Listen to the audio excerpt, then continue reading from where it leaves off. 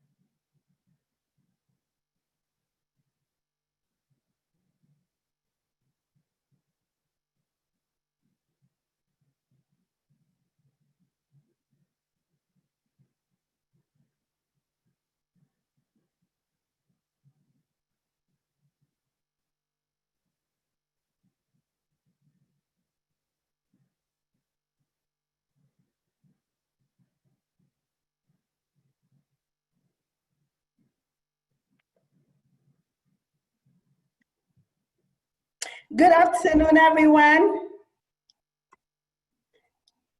Good afternoon from Lagos, Nigeria, and welcome to the maiden edition of African Social Innovation Roundtable. I'm so excited to be here today, and today is all about social innovators. I personally believe that social innovators are like they are the light on the sort of the world. They see a problem and they don't sleep.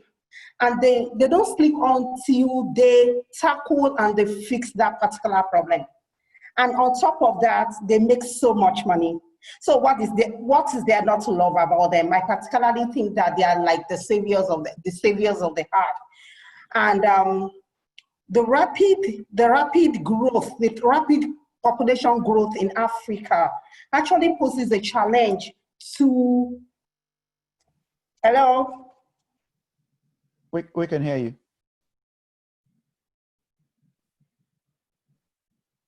Hello, everyone. Yep, we can hear you loud and clear, Tolu. Okay.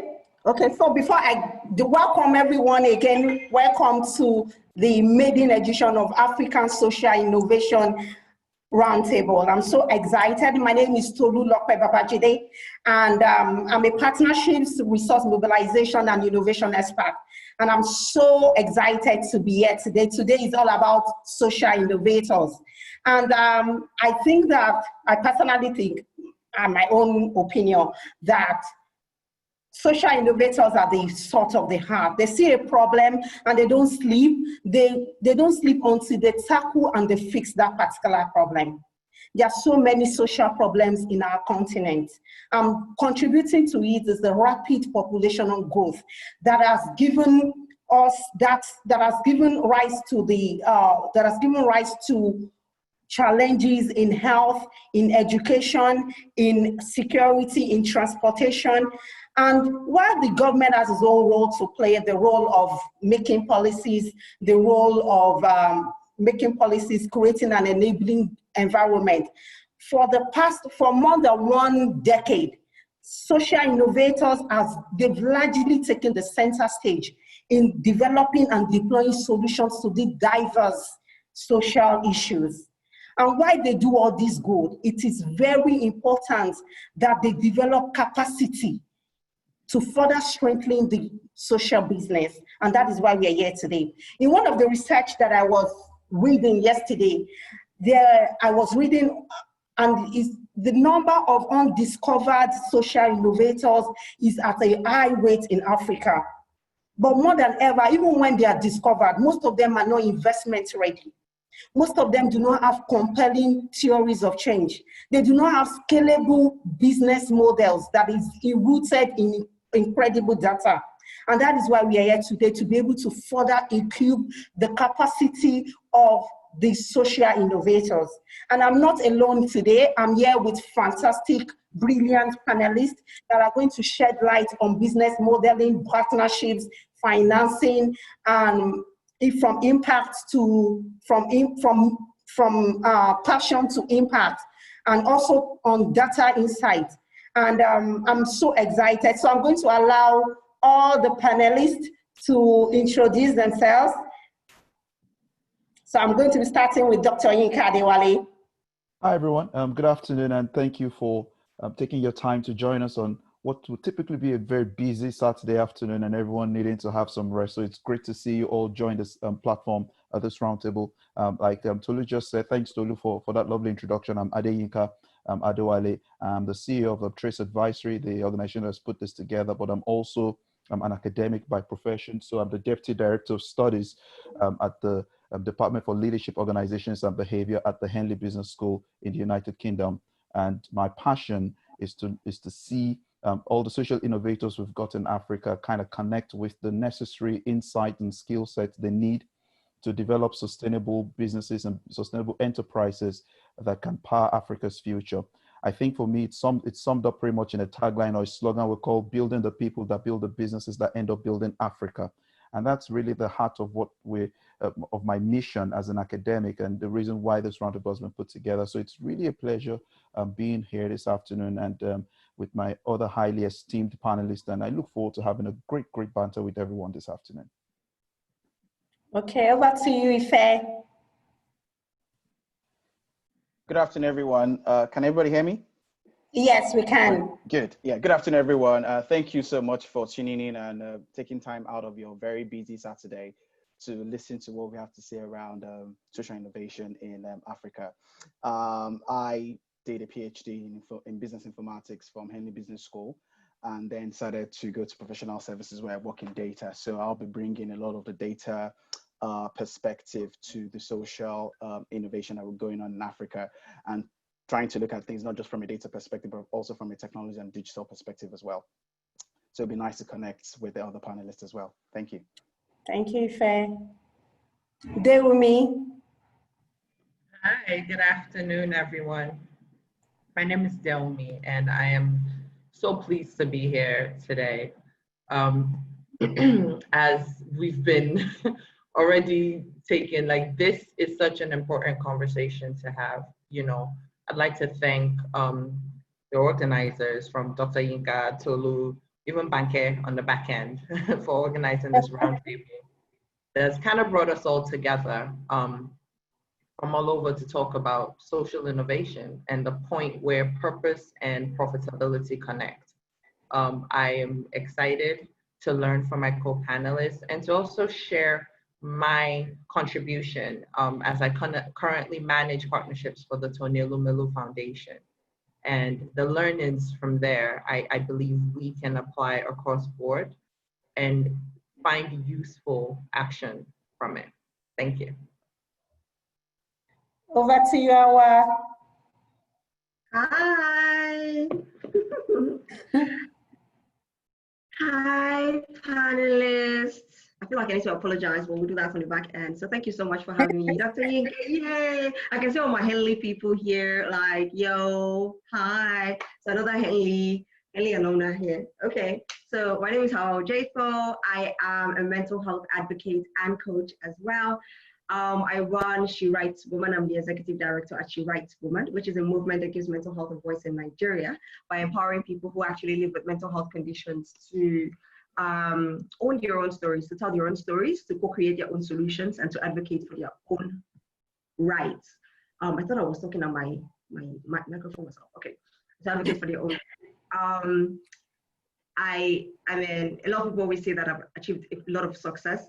People say it, I don't say it, but I've achieved a lot of success over the last 4 years since I started actively advocating and doing a lot of change making and innovation around, mental health and sexual violence in Nigeria. And so recently I started, I've always seen that a lot of people are trying to do things within like the social innovation space, social entrepreneurship, trying to put their passion to work in terms of like creating impact and changing their environment. But I find that they struggle with certain kinds of opportunities and skills and, generally resources that can position them to make that kind of impact. And so recently I also started like an advocacy school, advocacy academy, which I've not like officially launched, but we started a program called Passion to Impact, which is helping advocates and change makers go from a place of having a passion for something and refining that to being able to actually make impact. So I am absolutely passionate about young Africans being catalysts for changing the African landscape, but also I am also excited here to learn from a very, very fantastic blend of Henley people and some. And just learning for everyone. Thank you very much for having me to IPA. Thank you, everyone. And before I hand over to Dr. Yinka, I want to be able to set some ground rules. So in case you have any questions, please use the Q&A button and we get the questions. And when it's time for the panelists to answer the questions, they will do so one by one. And also, we have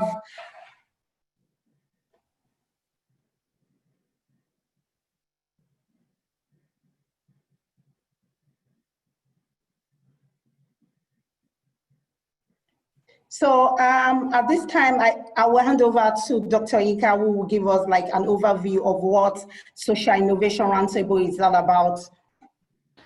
Thanks very much, Tolu, for that. And it's great to see everyone again, and for all the attendees at the back end. I see quite a few familiar names and a lot of people whose profile I've read about what great stuff the organizations are doing. So it's really good to have you all here.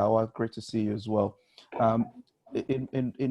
When I started off, Trace Advisory, and I, began to think around areas where I believe that we need a lot more support. The social sector really jumped at me, and having done a lot of work with social innovators over the past many years, I began to realize that creating an ecosystem that facilitates knowledge sharing and facilitates and creates a nice, lovely connection between social innovators and key experts in the space, bringing to them insights in forms that can be easily digested and in ways that is needed for them to kind of make the changes and the decisions they need to make on their innovation or on their enterprises is become very pertinent. It's become very important. Hence the essence of this roundtable. There's so much prediction about Africa around the youth population. As much as we know that there is a lot of coverage around the wicked problems across different sectors that tend to, stifle the continent's growth. And we know that the government, as Tolu mentioned earlier, has a huge role to play, but we now have a new face of leadership. As I was speaking with a group of young tech entrepreneurs a few weeks ago, that I believe that those who are in the social space are now kind of taking on the new mantle of leadership and taking on the challenge of solving wicked problems and having a deep understanding at a level where perhaps most governments don't even necessarily have those levels of insight yet, to then deal with those problems and create social or systemic change. So for me, it's such a huge privilege to have on this call a network of really bright-minded, innovators on one hand, but also experts in their respective fields on the other hand, to co-create and co-fertilize interesting ideas. And we can share some really great stuff between ourselves as different stakeholders within the ecosystem with a view to actually helping lift ourselves up to solving Africa's wicked problems. So that's really at the heart of it. It's really exciting that you're here, and I look forward to serving you, look forward to this roundtable serving you in your respective organizations. Tolu.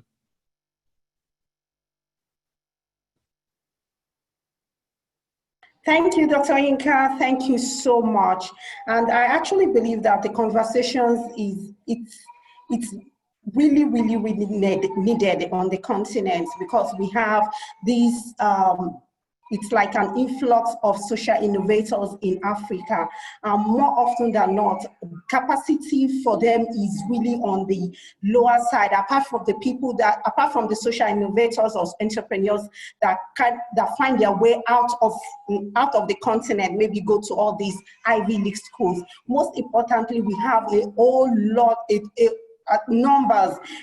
high number of social entrepreneurs that are just really looking to build their capacity in different skills, business modeling, partnerships, how to get funding, how to be investment ready, and all of this. And that is why I think that this particular platform is where African social innovators should be right now, to be able to gather this knowledge from all the brilliant panelists that we have today. So going into the questions, I'm going to be starting with Dewumi, and just asking Dewumi insight on some very vital issues. So Dewumi, over to you. So how has the partnership and finance landscape in Africa evolved in the last 5 years? So speaking from your experience from being at Tony Anumeli Foundation, and also drawing from every other experiences that you've had. Right. So I'm going to go a bit beyond that, because I was at the Commonwealth Office today for the United Nations before I joined the Tony Anumeli Foundation. And what I found is, first of all, let's define social innovation. So social innovation, it may seem like some big, broad idea, but at the core of it, it's just people who are running businesses that are tackling issues known to them. So what we have now, like Tolu, you just said, is that there are a lot of people who are now not waiting to rely on a donor organization, not waiting to rely on the government, and they're seeing issues in their immediate communities, and they are fixing it. They're developing businesses to fix those issues. So over the past 5 years, that is one of the most dramatic changes we've seen. More people, young people really, are going into business to fix problems, from waste management to, like how I was saying, mental health service provision. It's a young person who noticed that this was a necessary business and are doing it. And then while they're making profit, they have an impact on society. So the fact that we have a lot more people doing these things is a huge, huge shift. The other major shift that we've seen happening is that organizations, funding partners, institutions are now willing to fund social innovation. So maybe a few years ago, you needed to come up with a model that said A plus B equals C, meaning I develop this, I manufacture this item, I sell it to this sector, I make this amount of money. Now, when you have social innovation, it's not really a simple formula of A plus B equals C. It's more like, I have this product and this idea that can help people in this way. How do I monetize this in order to do business?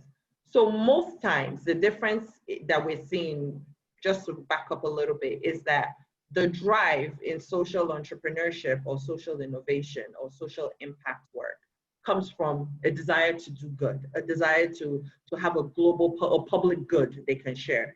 Whereas in typical business, it's a desire to make money. So we're seeing a lot more of the people who have the desire to do good.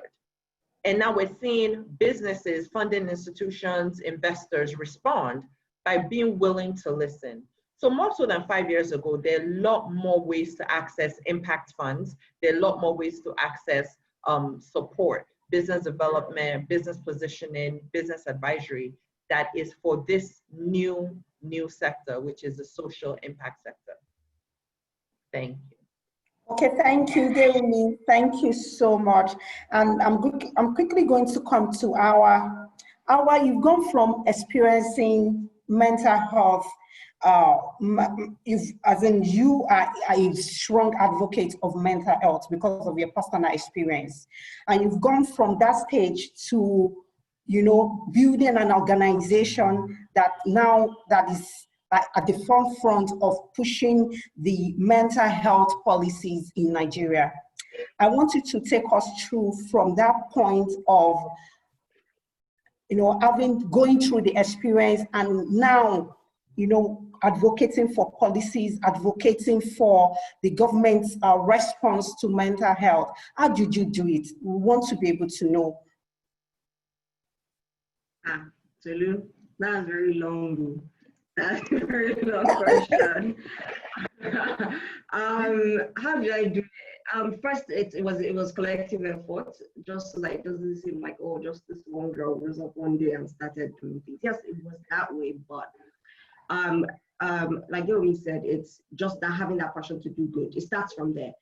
Looking at your environment and realizing that, some things are not the way they are supposed to be right now, and it can change. And for me, and this is what I always teach people, it is about shifting power. And that's all we're ever trying to do, whether we're social innovators, advocates, activists, or anything, change makers. We're always trying to shift power, trying to redistribute where power is. So when you look at the mental health space, for me, as somebody who is a survivor myself, somebody who publicly identifies as a person who lives with a mental health condition and a psychosocial disability, it is being able to see that there are inequalities within the system. And so power, or whatever you want to put under it, is heavily on one side, and it is living out the vast majority. And it's going in understanding that I need to find a way to shift this power from where it is right now, so that it can go to other people as well.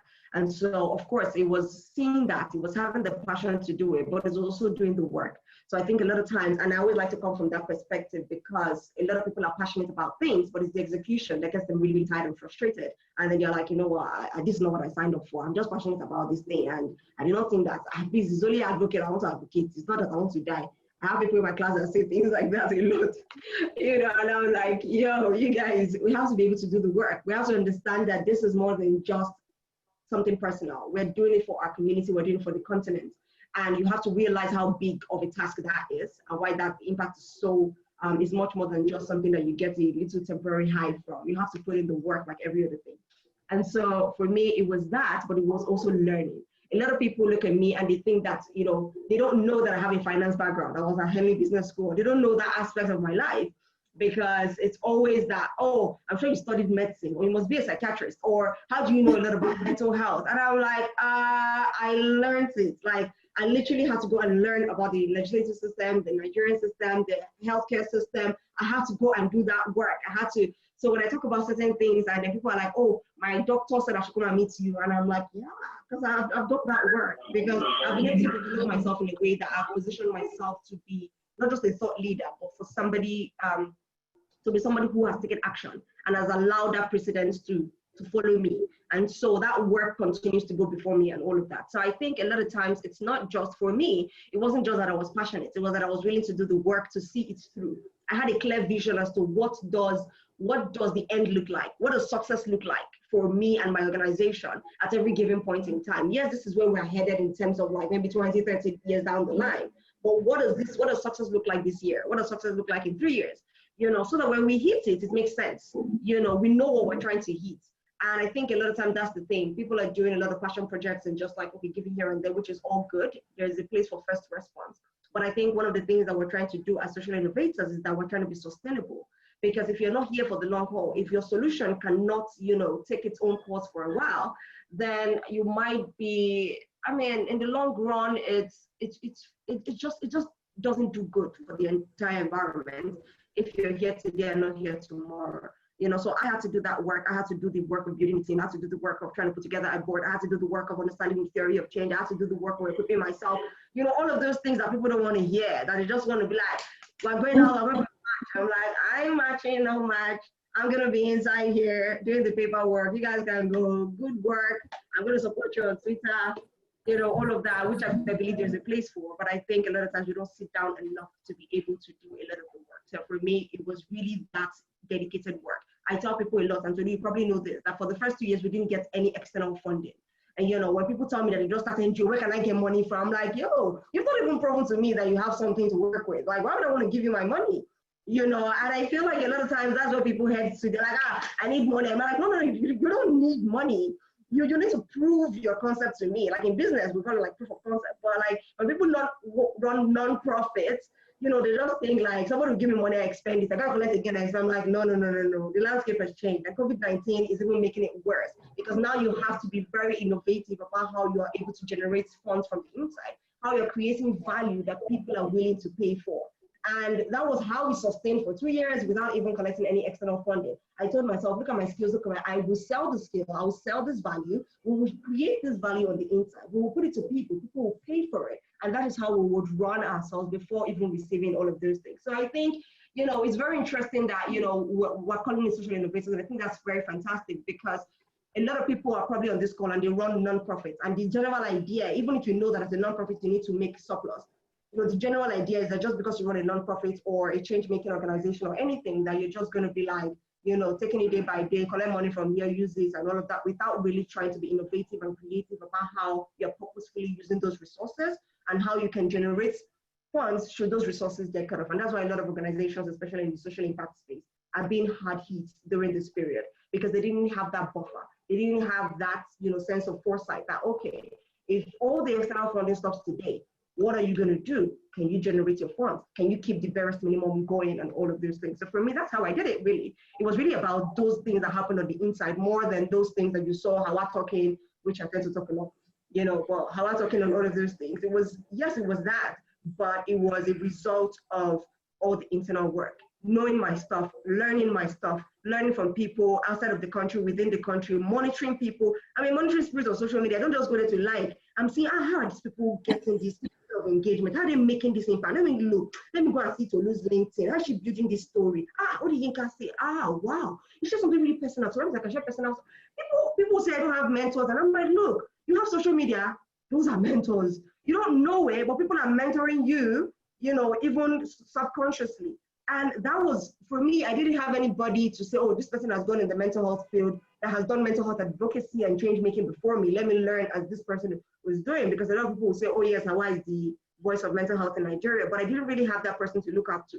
But that doesn't mean that there were other people doing other things in other industries or other spaces within and outside of Nigeria. I had to learn from them actively every day. So when I go before the National Assembly and I'm talking about the bill, it's not because I have any legal background or anything. I don't. But I go and sit down with the experts and I learn from them and I dissect them and I role play and I probe and I say, okay, so what if I'm hit with this? What do I do? What do I say? Okay, let me understand this. So that when you wake me up any day, anytime, you tell me to talk about mental health or legislation or primary health care or whatever it is, mental health, psychological behavior, behavioral change, whatever, I will talk about it like it is my thing, even if it might not be my thing. You know, that kind of thing. So for me, that's really how I did the work. I did the internal work first, and then what you see on the outside is a consequence of that.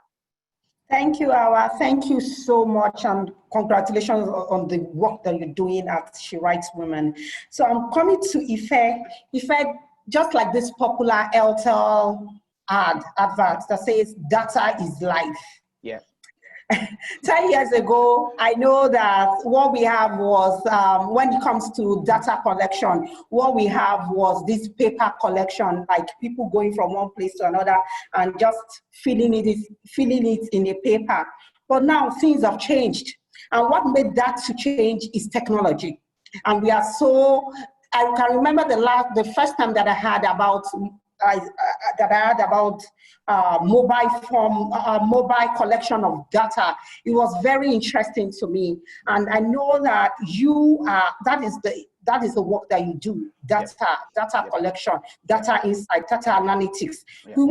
I want to ask you, what I'm trying to ask you now is, how do you think that technology, how far do you think that technology has helped social innovation in not just Nigeria, but in Africa? Okay. Thank you very much, Tolu. And that's a very good question, because I remember when I was having this conversation with Yinka, and he said, oh, data, social innovation. And I was trying to think of where to start. I think a good place to start really is, if we think of data, I would say data is the technology and social impact is what we do with that data. So what do I mean by that? What I mean is, if you look around in Africa, we have loads of social problems. And literally, I think there's a saying that says that if you want to make money, you solve problems, right? So in terms of solving problems, you then have to start with what kind of issues are you looking to solve, which Deomi and Hawa have very eloquently kind of put out. But I'll start with a simple, I'll give two examples of where we've seen technology kind of like taking social innovation and then taking that to where we are now. So I'll start with a simple example. If you remember, like, I think in early 2000s, there was this research. I'll try not to quote a lot of statistics because I know, well, you say data. I don't want to quote a lot of statistics here, but I would try, I'll keep it as minimal as I can. But what I would do though is tell the stories through data. So if you remember early 2000s, there was this statistics that said 1 in every 6 women in Nigeria died from when they have a baby. So maternal mortality. And then it was such a big issue that it became such. And I think, if I remember correctly, there was a wife of a governor who experienced that, who come from a very privileged background. She had the problem when she was going to have a baby, and then she didn't realize how broken the system was. And she decided to fix that problem. What did she do? She realized it wasn't that we didn't have the doctors. It wasn't that we didn't have the nurses. It wasn't that we didn't have the midwives. The missing link was really information. And when we mean information, it's really about, does every woman that comes to the hospital, do the hospital have record of that, of the woman?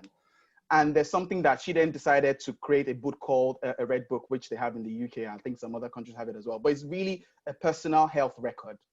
And what that personal health record does is just collate all your information as a woman when you're pregnant. And if for any reason you like fall into labor anywhere and you take you to any hospital, they have that record of you and can provide you the adequate treatment.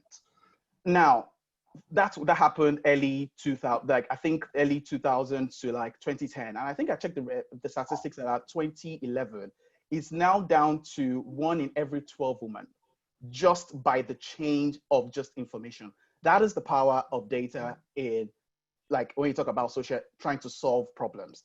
Now, if you take it till this year, even with COVID-19, there's a new startup that came up in Nigeria called Helium Health, and they were able to raise some money just even within COVID-19. Like I think about, is it $10 million?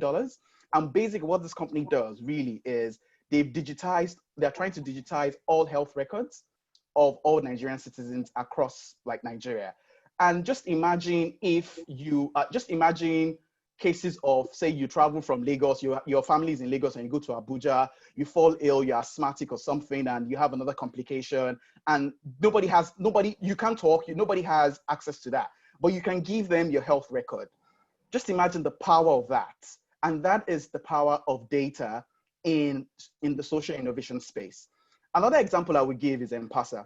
I think we've all heard of M-Pesa and how that has literally transformed Kenya. And that's like the biggest mobile money story that's come out of Africa. And now you have even people as old as my grandmother, like who are in their 90s, who can pay their bills. And that's, just imagine what that has been able to do. And even the story that even says that because of M-Pesa, a lot of women in Kenya are now the breadwinners of their home. And we know this story that says that train a woman, you train a generation. And just imagine the impact of that on just family and generations to come. And that, what I would say, is the power of technology, that technology has been able to do for social innovation. And I think we can cite many more examples, but I think I'll stop there for now, and I can come to like education and all that sectors. But I think it's good to start with like health and finance, and I think we can take the rest from there. Okay, thank you, Ife. Thank you so much. And to make this roundtable very engaging and very interactive, please make use of the Q&A button down, and you can drop in your questions. And as we go ahead, we can take the questions one by one. So going to Dr. Yinka. Dr. Yinka, you are the Director of Development Studies at Alien Business School, and you've done great work. You've done lots of researches on social innovation here in Africa.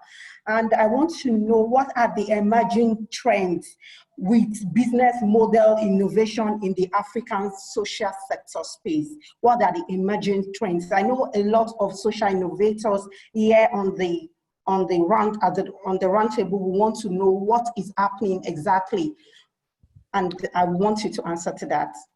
Thanks very much, Tolu. I think, when you talk about business model, people tend to, kind of shrink back a bit, because like Howard said, when you speak to social innovators, you can cut right through the passion in their hearts about the social issue. But when it comes to, okay, so how are you then going to do what you want to do? Then you start to see a lot of creaks and a lot of freezing here and there with having a clear plan and vision. So in simple terms, a business model is pretty much how you intend to create, deliver, and capture value. Now, it's as simple as I've said it. Those three legs mean an awful lot to a social innovator, and every social innovator must be able to succinctly discuss or present very clearly how they intend to create value. Now, value creation, which I'm not going to even split up two folds, the economic value creation and the social value creation. So as a social entrepreneur or as a social innovation expert, you want to be very careful to note that you are playing on two types of value creation, and it has to be that dual approach to your idea or your enterprise that is really going to keep you afloat or alive. So once you have in mind that it's about social mission first, but also there's a need to create economic value, then you start to think about how can I best create economic value and how can I best create social value. And both of these, the nexus of these two thoughts must be captured and must be present in the business model. And so to continue, it's in terms of value creation, you're looking at, like how I said, like Deomi said, like Ife said, there's this thing about having a deep understanding of the issue in a way to kind of see where the niche is, what the problem is, and what value is useful. And when you've been able to kind of capture that, then the next thing you want to do is think of how you're going to deliver the value. Of course, value is useless until it gets to the people who actually need it. And so you begin to think about the concept of what we call demand-driven business model. So as a social innovator, you've got to really prove that you have a great idea. It's not the be it end all of it. There are people who have crappy ideas, but who have built good business models around crappy ideas and are having good social impact. You can imagine what would happen if you have a great idea, but also marry that with a solid business model. So you have to have that demand-driven component of it to make it even more robust. And of course, you think of value capture. Now, the value capture side of it is where people really also do not get the drift that value capture means to you as a social entrepreneur, what are you going to get back in return as a result of what you're doing? And so it's that essence of, dual value creation that kind of, underpins the back end of how social innovators should approach business models. So when you now talk about innovative business models pretty much mean clever approaches to how you intend to create, capture, and deliver value. And in the spirit of that is to now think of, I always say, think about it in different ways. Think about being lean, for example. So you got to think about the context in which how I was talking about, the fact that before COVID, people were, getting funding. Now funding sources are drying up. Excuse me. Does that mean that the social mission has to die because funding sources are drying up? I bet not. And so again, it now always comes back to questioning your original intent of starting off a social enterprise or being a social innovator if you can't innovate around some of the challenges you face monetarily. So it now comes down to, can I build something lean? Can I build something agile that is responsive? And can I build something scalable? Ultimately, you want to build something that can reach more people and have more impact.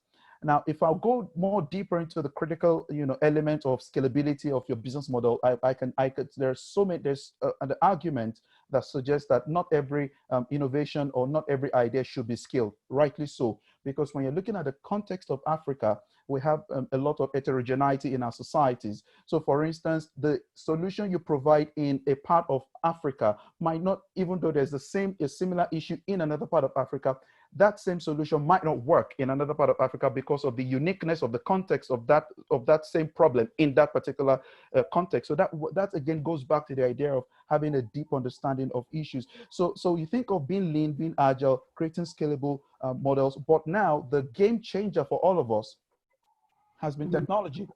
Since technology jumped on board, we suddenly, the moment when you look back at the waves of digital revolution that has happened across Africa, going back into a bit of history, the biggest waves of digital revolution across Africa started off, I think, in early 2000s, when we had the guys in South Africa, create this mobile payment system that M-Pesa built upon, and pushed it out there, and Vodafone bought it. it became a huge thing. In 2001, we had the first, tech hub created in Ghana, and then we started having the wave ripple across. Between 2001 and 2003, we had a lot of, innovators come up with clever ideas that has then therefore began to change, the narrative and the landscape of how tech began to interact with innovation and social innovators. Now, that whole wave, now we're kind of like in the third wave of that move, has created an opportunity for social innovators to take tech and superimpose that on what used to be traditional business models to spin off really clever ways to actually create, deliver, and capture value beyond what we had seen before. So for instance, the traditional business models create goods and services and then sell them to people. Now you're having a situation whereby with technology, I can just build a business around a tech-driven business model, solving problems, like Howard's case on advocacy, for example. You'll be shocked that there are people who can provide mental health counseling services, for instance, online. I'm in Finland, but someone is in Nigeria needing my help, and they're paying for the service, but I'm also able to offer them the service. So Tolu, in terms of, just to answer your question, it all comes back to this, that social innovators need to begin to stay more in touch with those three things I've said about the heart of a business model, and also understand that technology has changed the landscape, and the disruption brought by technology has to be accommodated. One final footnote: in Africa, because we have this issue of high tech and interaction with low tech, I'm always of the opinion that we also need to be careful when we bring in the technology discourse, and to think that when we say technology, it means kind of canceling everything else that has been. In fact, what we mean is the innovative use of technology, which is also what makes Africa unique. That even though we have high tech, technology, so to say, we can take high tech technologies and bring them into problems and create other forms of interesting technologies across the spectrum that will make, solve problems in very innovative ways. So I'll rest my case there and hand it over back to you, Tolu.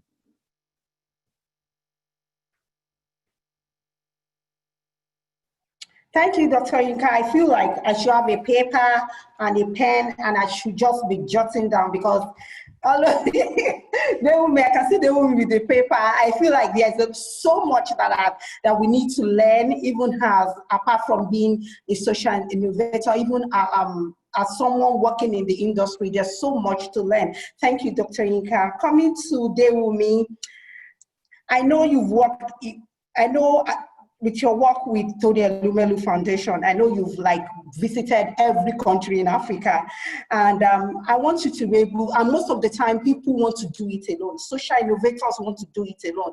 It's all about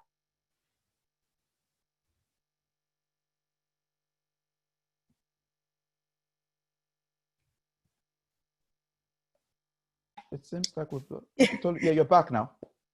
Okay, hello, we lost you for a bit. You're back now, yeah. Okay. I said I was talking to Dewumi, and that our work has taken her to almost all the countries in Africa. She has worked with so many social innovators, and one I know they're not really used to working together, collaborating, and they have to know that partnership is the way. And I think you are the expert when it comes to partnerships. So I want you to talk. I want you to partnerships are when it comes to social innovation. Why it is important that social innovators must come together to work. Hello, Dewumi. Thank you, Tolu. And you're Dewumi, we can't hear you. Okay. You can't hear me.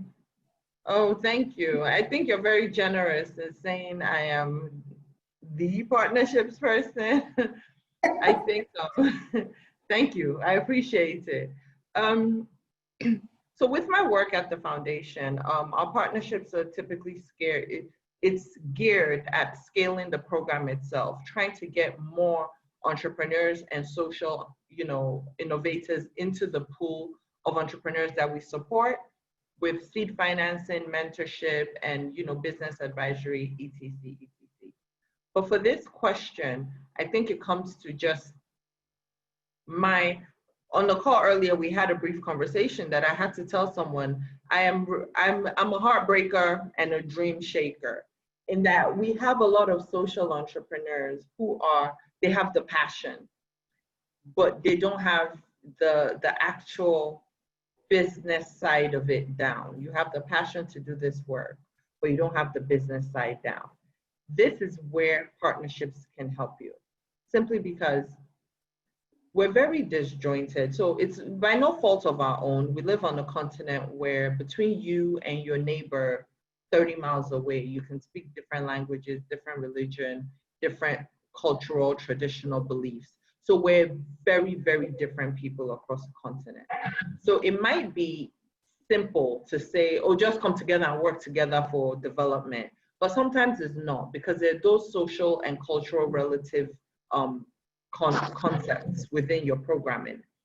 But on a large scale, like as a whole, we need to really think about how we're working together to grow our programming, leveraging on what exists, not reinventing the wheel. So to do this, in terms of not reinventing the wheel, you have to find a way to connect more broadly. This is where technology comes in.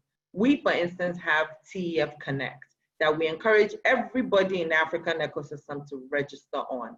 On TEF Connect, not only do you have trainings that help you in terms of your business development, you can connect to your peers, whether peer mentorship opportunities or directly asking questions of people who are in your space, who have done it.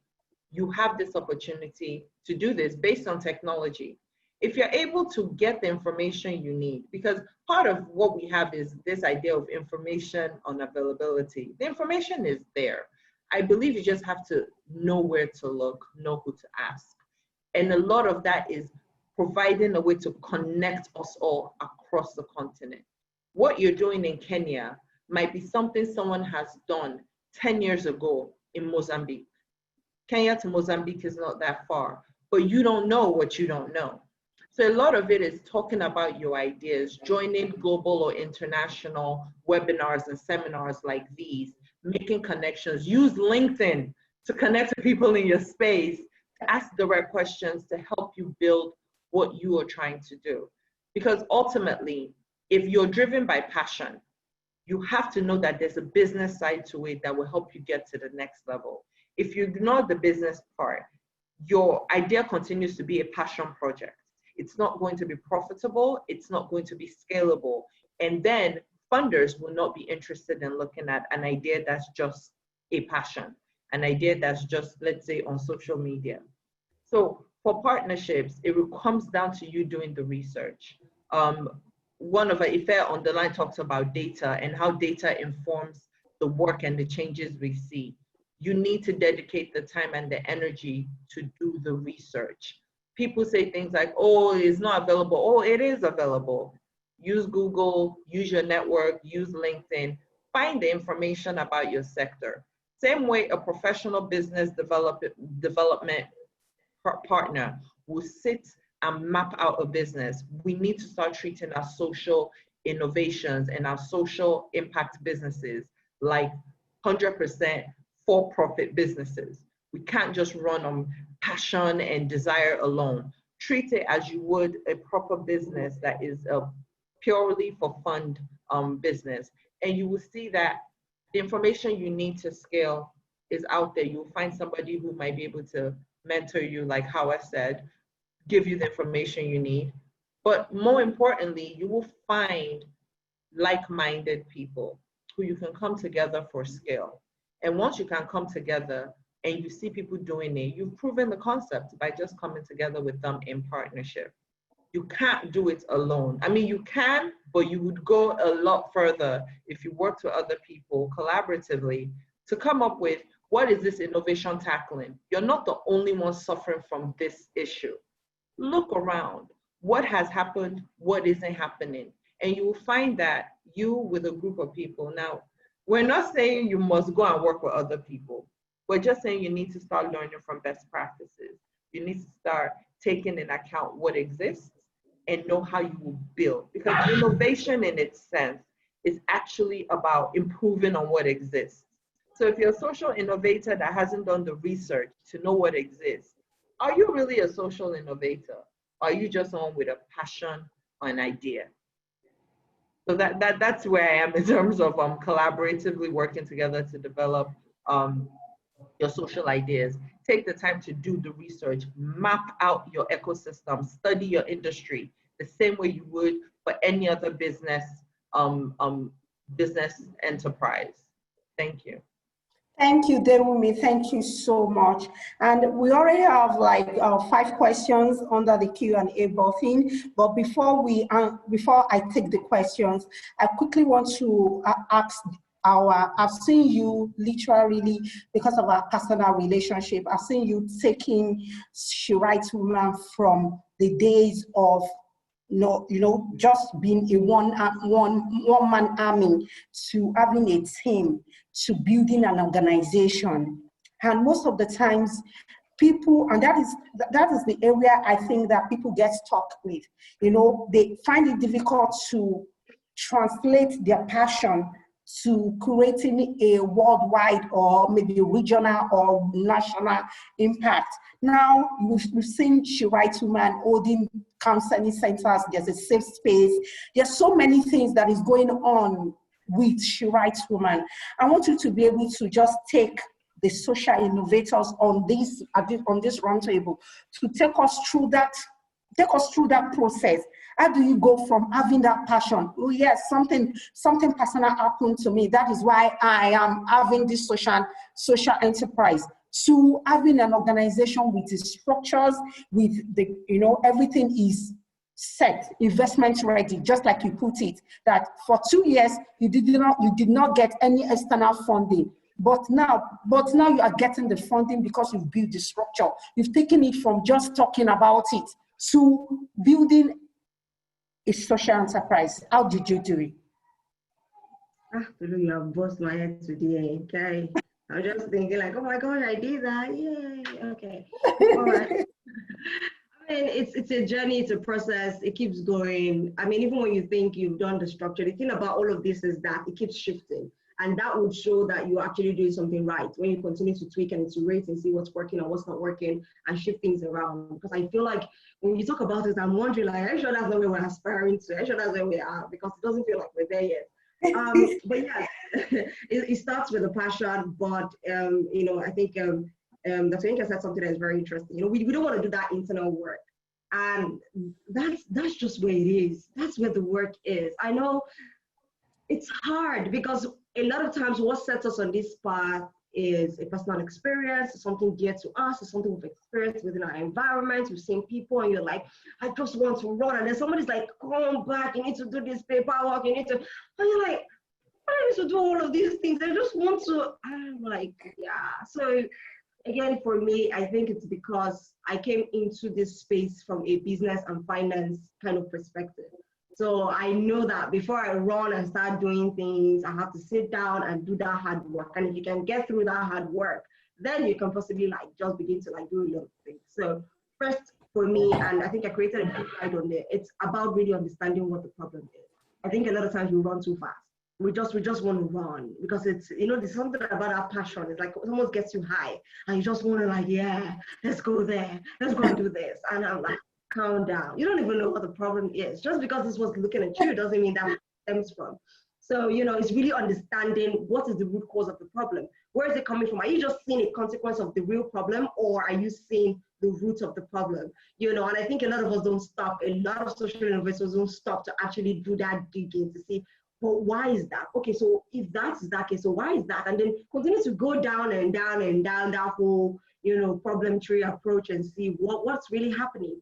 And I think that was something that I did very early on, is really understanding the space that I'm in. I'm talking to people who have been there before, hearing their perspective. So I work in the mental health space, but I listen to psychiatrists, I listen to psychologists, I listen to counselors, I listen to educators, I listen to policymakers, I listen to, development partners. I want to hear what everybody's thinking from their own perspective.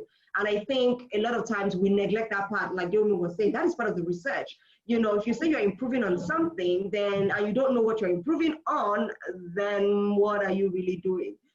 So I think where we kind of get swept up in we want to build something new, and we forget that what we're really doing is there are a lot of existing systems out there that we just need to improve on, and to layer something, an additional part to it that makes it run better or more efficiently, or makes it more technologically savvy and things like that. So for me, it was first understanding the problem. And then beyond the problem, I had to now start asking myself in terms of solutions, like what does the problem solved look like? I don't know if that makes sense. Like, okay, so if we've solved the problem 10 years from now, what does that look like? Because I'm always about that person. I'm always about that, the psychology of things. How can I walk my way backwards? How can I start with the end in mind and then begin to walk my way backwards to say, okay, I know that I'm here today. However, this is exactly what I'm headed to. This is what it would look like. This is what it would be. This is what the lawmakers would have said. This is what it would look like. This is what success would look like. And then we'll begin to walk our way backwards because that gives you a lot of perspective as well. And, it's really just understanding all of those things. Beyond that, I always tell people it's also your environment. You have to understand your environment. You can't just try and solve I had to understand the environment. So we're talking about mental health, but the way you talk about mental health in the UK and in the US or in Australia and Spain is not how we talk about mental health here. When we're talking about the legislation around mental health and you now understand that, Nigeria hasn't had anything since 1957, and then you're telling me that, the UK, the US, I'm like, hold on, you don't understand. Those countries still have very outdated mental health acts as well. So it's not just enough for you to understand that, let's just go and import and bring things here. It's about really understanding where you're headed. Because when you know where you're headed and you know what the environment is like, you know that you're not just adopting things here and there. You're actually looking for what works best for this environment. You might be adopting, but make sure that you're adapting it properly to your environment. So who is who? What are the existing systems? What are the policies that that work within your environment and things like that? Who are the potential partners and collaborators? I know we've talked about this a bit, but I kind of understand. I know there's somebody on my timeline on Twitter that tends to talk about how people don't like to collaborate and partner. And I tell them, I get it. I get why people don't like to collaborate and partner. Number one, yes, again, a psychology thing, it is scarcity. We are scarcity driven on this side of the world. There are not enough resources. And so everybody is trying to grab something for themselves and, all of that. But beyond that is that we don't understand that a lot of partnerships take time, but also it's not only that the person works in your space, but you guys share values, So I generally tend to be very careful working with people, especially with values, if it's a more personal thing. I work from a place of values more than any other thing. So you could be running a school and I see some sort of connection somewhere because of our values. And the values are so basic as something as one of my values is not, I don't subscribe to hard work as a value. It may sound strange, but I don't do hard work. I'm not a laborer, I don't want to do hard work. Thank you very much, God bless, you guys can work hard. I'll take my leave now. I like peace of mind. I do excellence. Yes, I try to give my best. I'm diligent. I give the highest possible quality to something, but I'm not going to hustle around the clock because, I'm going to be sleeping 9 hours and I don't joke with it. And that is part of my own success model. So I feel like a lot of that introspection also needs to go on in understanding who you are as an advocate and, your social, your persona, because I think we neglect the psychological part of the person and we throw things at people to learn and all of that, but then we wonder why they're not being able to execute. They're not being able to execute because we've not understood people's their psychology, their personality, the experiences that have shaped them, the values that they run with, their beliefs about life. And those are things that I prioritize over every other thing. I have to prioritize my own, mission, my value, and a lot of my own part of my success is very spiritual. I tell people, I don't mean religious, I mean spiritual. I don't see that my sleep is a spiritual thing to me. I want to sleep 9 hours because that's where I dream my dreams. I dream every single time I sleep. It's not a joke. I meditate every morning. I don't joke with it because that's where I get my clarity of mind from. So those are things that may seem very like, social innovators, what are you talking about that? But I feel like a lot of us do not have that self-awareness to understand ourselves enough to understand how we are bringing something to the table. So we end up in very messy situations sometimes. So for me, really, it may sound so like simplistic, but that is what has really taken me from that place. A good understanding of the problem, understanding of what the end looks like, understanding of what the environment is, and understanding who I am within that environment, the value that I bring, how I operate in terms of my success and failure models, things like that, the psychology of the experiences that have shaped me and shaped my worldview, and how that could potentially distort or limit my kind of success or impact, or how that could accelerate it. And that's really what it is, and I know that it sounds very simplistic because I've put it on the 4 things that I could keep talking about, because I did talk about them. I was talking about each of them for 1 hour during my Instagram live like last month, 2 months ago. But it is that, but it is about doing the inner work, and the inner, and then the back end work, so do you do that? That's the important thing.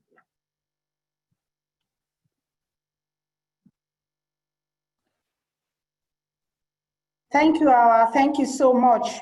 So I'm going to be jumping on the questions as we go, and I have this set of questions for Ife. Ife, are you there? Yes, so one of the questions is, thank you, Ife, especially for illustrating data with relevant stories. Yeah. Nigeria is extremely data challenged, and in few cases where you find some, fact becomes an issue. Right. How do you advise that we source data to help build social missions, missions? Okay. And also, another question, are there any key technologies trends in education? Right, okay. I will start with the first question. I think the first question we should ask about is really data is just like numbers. So one is number one, but if you add a pound to number one, it means 1 pound. Then it makes a completely different thing. So it's really about what question are we trying to answer and what data can we get to answer that question. So again, let's get whatever question we're trying to, what question are we trying to ask? And when we get the question right, we can then go and look for the data. A lot of times the data, nowhere in the world is the data always obvious. The data is not always as where you think it would be. And let's go back to the example I gave of maternal mortality, of where I said in the early 2000s, one in every 6 women was dying from childbirth. And like I said, there was a first lady of a state who was trying to solve that problem. And she thought the first place she went to was the doctors. She went, or probably must be the doctors. She went to the nurses. The answer wasn't there. The real answer really was with the midwives. The answer was the midwives because they were the ones who who kind of like speak to the woman when she's pregnant. They could take all the records and all of that. But what was missing in the record was that they only collected the data for just when they're speaking to the midwives, not the data from the doctor or when they meet the nurses. And there was that disjointed information. Now, what she found was, let's create a personal healthcare record where we can bring all this information together in one book. And then we have that as information. That's a classic example of where you try to get data from different sources. So my answer to that question would be, try other sources, try other related sources. A good example would be another one, probably same example I used with M-Pesa. I think with M-Pesa started as a mobile money transfer of money to people, but they started giving people loans. Why did they start giving people loans? Because once there's a history you have once you engage in any financial services, right? So as a result of that, they can see trends. They can see when your money comes in. They see when your money goes out. As a result of that, if I am M-Pesa started giving people soft loans, like women soft loans, like $50, I'm obviously very de-risked, obviously. But the point is, because you have that transactional data, transactional assets, you are kind of defined as worthy of a loan, which is what I'm talking about, where you have to then look at other sources of data, like what other things can you augment? You don't have a bank account, but you then obviously have other financial history that can be used as a credit risk to check who you are and be sure that, and I think we even do this crudely. If you think of the adjust system in Nigeria, where people are kind of like vouching for you, it's some sort of social capital, right? Like that's another source of data you can kind of collect on someone to say, at least I know where the person lives, I know the person's neighbor, I know their church. Those kind of information is some sort of data on the person. So let's not think of data as this abstract ones and zeros all the time. It's really, like I always say, data is about stories. It's about the way we live our lives. It's those things that then we've kind of like then sort of formalized and then becomes like an asset for us that we can then use to better our lives, really, and which is what the 4th Industrial Revolution is all about. To the point about education, I think, can I get the next, this second, I think I forgot the question.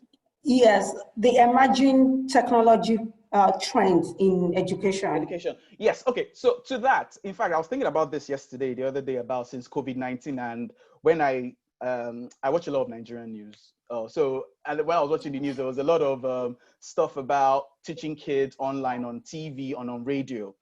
And I thought it was such a brilliant idea. But at the same time, I then thought of, what of the kids who cannot afford, who their parents cannot afford a TV or don't have a radio, then that automatically begins to create some kind of digital divide, which is not really good for where we're trying to go as a country. Because if you think of education, really, one thing we are very good at is we have the number of people, but how many skilled people do we have to be able to turn some of this, to be able to do the technological work that we need to do? Like the example I gave of the personal health care record, which I said about, which was helping to get information of people's health. Now, a startup has kind of gone a step further to digitize the whole process, which is Helium Health. But if we don't have people who are well skilled, who can then take some of these solutions and then sort of digitize it, then we are going to be a step behind people. So if you think of things like what Hawa is doing around mental health and stuff like that, imagine there's some kind of app that has like loads of maybe psychiatrists or people you can talk to when you need help and stuff like that. But you need people to be able to create such things. So there's nothing, the innovation is you've been able to take a solution and kind of digitize it, but we need people to be able to do those kind of things. But if we have a system or an education system whereby some of these skills are not well thought, then we're going to have a problem whereby we are always playing catch up. And I think with things like digital enterprise is a place for us as a continent whereby we can really, because it's a playing level field for everybody all around the world, apart from the infrastructure, which I think Africa is trying to get to. But apart from that, I think we are making big progress on that. I think that's what I'll say on that question. Can I just Thank you. Thank you. Can I jump in and chime in on one or two things comments made by Ife and Hawa earlier, and maybe for the social innovators on this call, this will be absolutely important. So I'm going to share an experience I had some years ago. I was doing some work in a slum, and I had relied heavily on United Nations Habitat data, which to its own credit had given us some viewpoints that we needed to have, at least to begin work on that particular project. And I was writing a paper on it. But at the same time, I wanted to really understand things better. So I went into the slum to try to, get data. And of course, as you would expect, I met a brick wall. People were not willing to engage for very obvious reasons. The moment you start to talk to them, at least for that particular issue, the moment you start to talk to them about, the slum area or housing or legal stuff, they immediately begin to think you are government undercover agents trying to understand where they are at, and probably they could bring about some demolition thing in another few months. So I noticed that was the problem. And I went to the team of guys, and I was the research lead for that project. So I had the UN data on my hands. And I was in my head, I was thinking, is this viable? Is this good data? Can I rely on this? Because we're about to make propositions to a state government to do things. And the biggest mistake you can have is to build policy around wrong data. Greatest catastrophe. It's going to cost a lot of money, and to undo the effect of it is totally, in fact, let's not even go there. It's going to be like BP oil spill kind of catastrophe. And the water will never be clean again, sort of. So I went back and I realized two things. First of all, this is for social innovators on this call. You have the formal sources of data. In Africa, don't joke with the informal sources of data. The informal sources of data are the custodians of insights that you typically will ignore because you think they don't have what you need. So in that sense, I went back into the slum late at night because I lived next door, and I went to them and I said, sorry, who is the guy, who is someone I can speak to that is like a chief or like a don or like somebody that's like an oga? I'm sorry, I'm using that slang. I know we have a Pan-African audience here. The oga is pretty much like a boss. And they told me, go back in and go see that person. And I walked in, knocked on the door, and met this lanky man. And we began to talk. And I told him who I was. I explained myself to him. You wouldn't believe it, that I went to see him just to see if I could get permission. The moment I told him what I was about to do, the man went on for 2 hours and was even telling me that the UN document I had on my hand, he had read it, and began to tell me the loopholes in the data they had. So I had everything I needed. And then he began to take me by hand to the custodians of knowledge and the data that I needed. That was an amazing experience for me. And then that led to another insight I'm about to share. So whilst the first thing I've said is, combine formal sources with informal sources, and the wisdom behind that is that the custodian of data are typically the people we tend to ignore. So in many cases, if you're doing stuff on waste management, for example, you need to go into those slum communities, the guys you want to help, and talk to the people who are either disposing the waste, those who do that for a daily living, those who actually have to go trek 2 miles to use a waste disposal facility. Talk to everybody, take a multi-stakeholder approach. And that was what Deomi was saying earlier, and also how I was echoing about partnerships in this case. When people say it's difficult to form partnerships, the partnership here is not necessarily, I want to get into a formal relationship with you. Learn to build relationships with people to serve the purpose that you need it for at that point. It's strategic in nature, and you've got to be clever about it. And so that was one thing. So the second thing I was going to say was that as a result of having that experience, I discovered the power of data triangulation. It was the greatest discovery I had as a researcher then. So you have one data point, you have another data point, you can triangulate data from both points and come to a reasonable conclusion by using the insights from both data to checkmate each other's loopholes and using their strengths to balance against each other. By the time you're able to get different data points, as it were, and this is IFES 40, and I know he was just trying to spare us of all these technical details.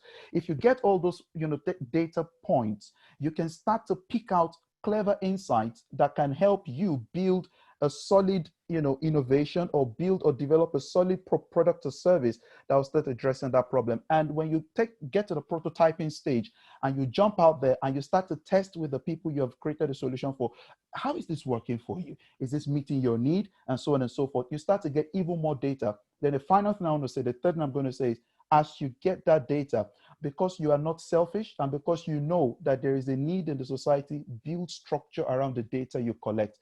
There are 2 reasons for that. As a money man, I can say to you, you can build a business model around the data you have. If it's reliable enough, international organizations will come for you. I have a friend who is working in the data space in the health sector, and I was speaking with him. He's based in Abuja. He has data for all 36 states of Nigeria on the most mundane things on health that the federal government may not even have.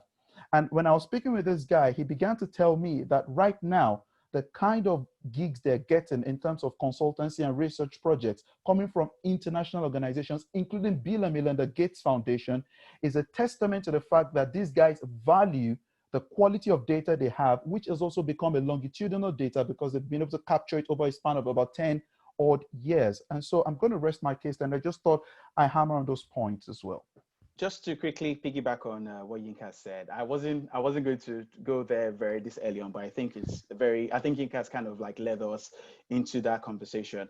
I think one good thing technology has done for us, particularly in Africa, if you really think hard about it, is that it's kind of put us in line with the rest of the world in terms of the 4th industrial revolution. And what do I mean by that? If you think about what the 3rd industrial revolution was really about, technology was a lot about computing, digital, all that stuff. But now we are now moving to application. How do we use the information we have to kind of solve some of the problems we are trying to address? And to that point, really, it's not really about, if you think about like all the Googles, the Facebooks, the Instagram that we sign up onto these things freely. Some of these companies are willing to give us their platforms free of charge, but they will never give us the data because they know the golden source is in the data. So as social innovators, if we are addressing issues, that data might not be addressing the problem you're trying to solve, but it might be addressing another thing, which somebody else might be trying to ask as well. So, and I think one thing that's happened, as one good trend I have seen since 2010 really is there are loads of accelerators now. So you don't have to start from scratch with a lot of stuff. Some people have done the heavy lifting for a lot of things, and that can really be used. If just put another hat on it, and it's almost like it's like sweet and wrapper. Just put another wrapper on it, man. It's almost like you're answering another problem. So the data we have, and both from the formal and informal sector, sometimes we think Nigeria doesn't have enough data, but in fact, what we need is just some of this informal data to kind of validate the informal data that the data that we think we have, just to validate Yinka's point. But yeah, I thought I make those 2 points. Thank you. Thank you, Ife and Dr. Yinka. Thank you. I just want to say something about what Yinka said regarding talking to people.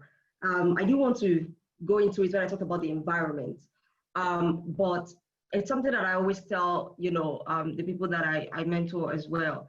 It is about, whenever we go into the social space, we always feel like we're the saviors. We go with the savior mentality. I'm coming here, I'm the Lord and Savior of this group of people, and I'm the one coming to come and save them. And then we neglect the most important people, which is the people that are actually affected. We don't get to talk to them because we feel like, I know what they want. Maybe it's not that they don't have water. We will build well. We will do pumping machine. And I'm like, hold on. Have we actually gone to them to ask them what impact looks like to them? What is it that they actually want? And I always talk about a case study that we ran through at African Leadership Academy. And it was really interesting because it was about, women, single mothers who had to like walk long distances and they had to work 2 jobs and all of that. And just hearing the story, you say, you probably need crutch, maybe transport system, it was so like, it seemed obvious. But then when we came down to it, what they said they wanted was vigilante and street lights. Okay, vigilante and street lights. All right, thank you very much. So it's just so amazing that we always carry that, and I think we all need to check it sometimes because it is there sometimes where you feel like, and the person that's going to come and save these people, and the one that's bringing this solution, they don't even know what's about to hit them right now, and we forget to actually always put the beneficiaries at the core of what we're doing. You're building a mission, you didn't build it around the beneficiaries. You're building values, you didn't build it around the beneficiaries. You're building a model that you didn't include your beneficiaries in. And I think that is so important. Always ensuring that you never leave the beneficiaries out of the situation. Talk to them in your research, talk to them, when you're building solutions, programs, and all of that. Always keep them at the core of it. I think that is so, so important. I just wanted to mention that. Thank you so much. Thank you, Awa. Thank you for that insight. And Deumi, I have a question from Emeka from you, and I'm going to merge that question with the question that I also have for you. So it's like 2 in 1. So Emeka is asking, are there ways for social innovators to identify enterprises or corporations to partner with who can help with scaling and collaboration? And that is Emeka's question. And I have a question that is like, I really want to ask you this question. We hear that grants are very competitive and there is a decrease. I know there's a decrease in development assistance. What is your take on this? And what are the other sources of funding that social innovators, African social innovators, can begin to explore and explore more? So I can take the first question, Emeka's questions. Are there ways for social innovators to identify enterprises and corporations to partner with who can help them with the scalability of their projects?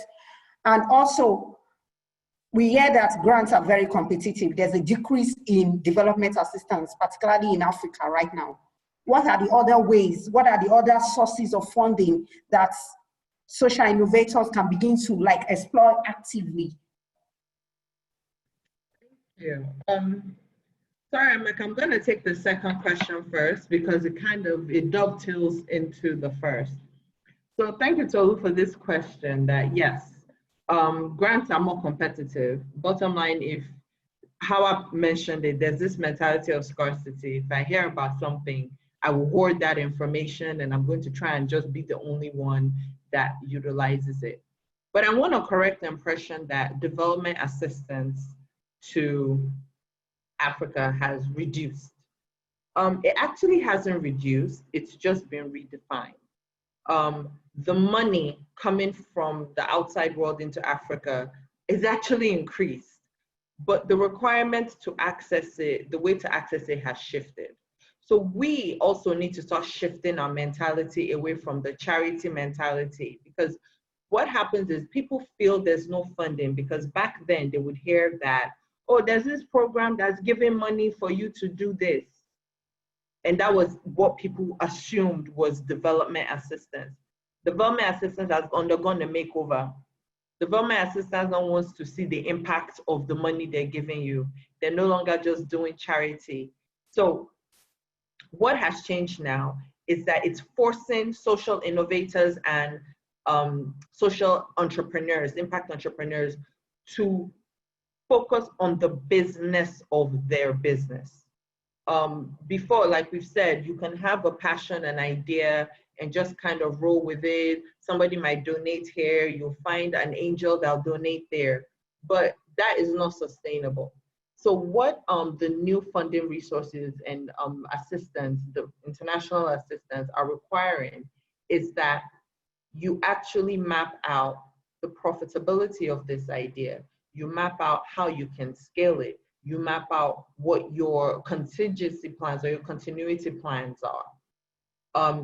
And if you understand that going into it, you see nothing but abundant opportunity. With this COVID has created an opportunity where anybody in healthcare, there's so many funds that have been launched for COVID response, healthcare responses. If you are currently making PPEs, if you are somebody who builds sterilizers locally, if you build local ventilators, just to come up with a few ideas, they are throwing money at you, and they mean international development agencies. Throwing money at those ideas, non-returnable. And then there are other people who are financing the building of hospitals, for instance, at really ridiculously low interest rates that you won't see anywhere. But if all you have is your passion and your Instagram page about this business, you will not qualify for either of these things, because you need to actually be able to show proof of concept, your business plan. What innovative ideas do you have? What is your revenue model? All these business school topics, right? You need to be able to do that for your social investment, so we take it seriously. So that's my contribution to the idea that grants and development assistance are scarce. They're not. They're just highly specific now, and which means you need to investigate your idea thoroughly to see where you fit in and where you match up. This now fits into Emeka's question about ways that social innovators can identify these helping or funding sources to scale, and also collaborations. So this is something that if you take your business seriously, you will put it out there, right? You will talk about it to everybody that needs to hear. If you have an intervention that can fix something that affects children in your community, I would expect that you are well-researched and well-read on what UNICEF is doing in your community. UNICEF is a UN arm that is dedicated to children. If you have an intervention that deals with children, I would expect that you're well aligned with their work, their focus areas, and what they're funding, how their funding cycle goes, and how you can promote what you're doing within their framework, attending webinars they're putting together, building your network to be able to include people who are working in the same area you're working. So if you're serious about your business, you treat your business will have a marketing plan. Yes, it's a social innovation. Yes, it's a social business. It's a social impact idea, but you still need a marketing plan. And that marketing plan tells you, this is how I plan to put myself out there. In addition to the needs assessment and the research you're doing about the industry you're doing this thing in. Again, it can't just be a lovely idea. You need to actually do the research, understand the needs. You want to help children, but why? Why do the children need help?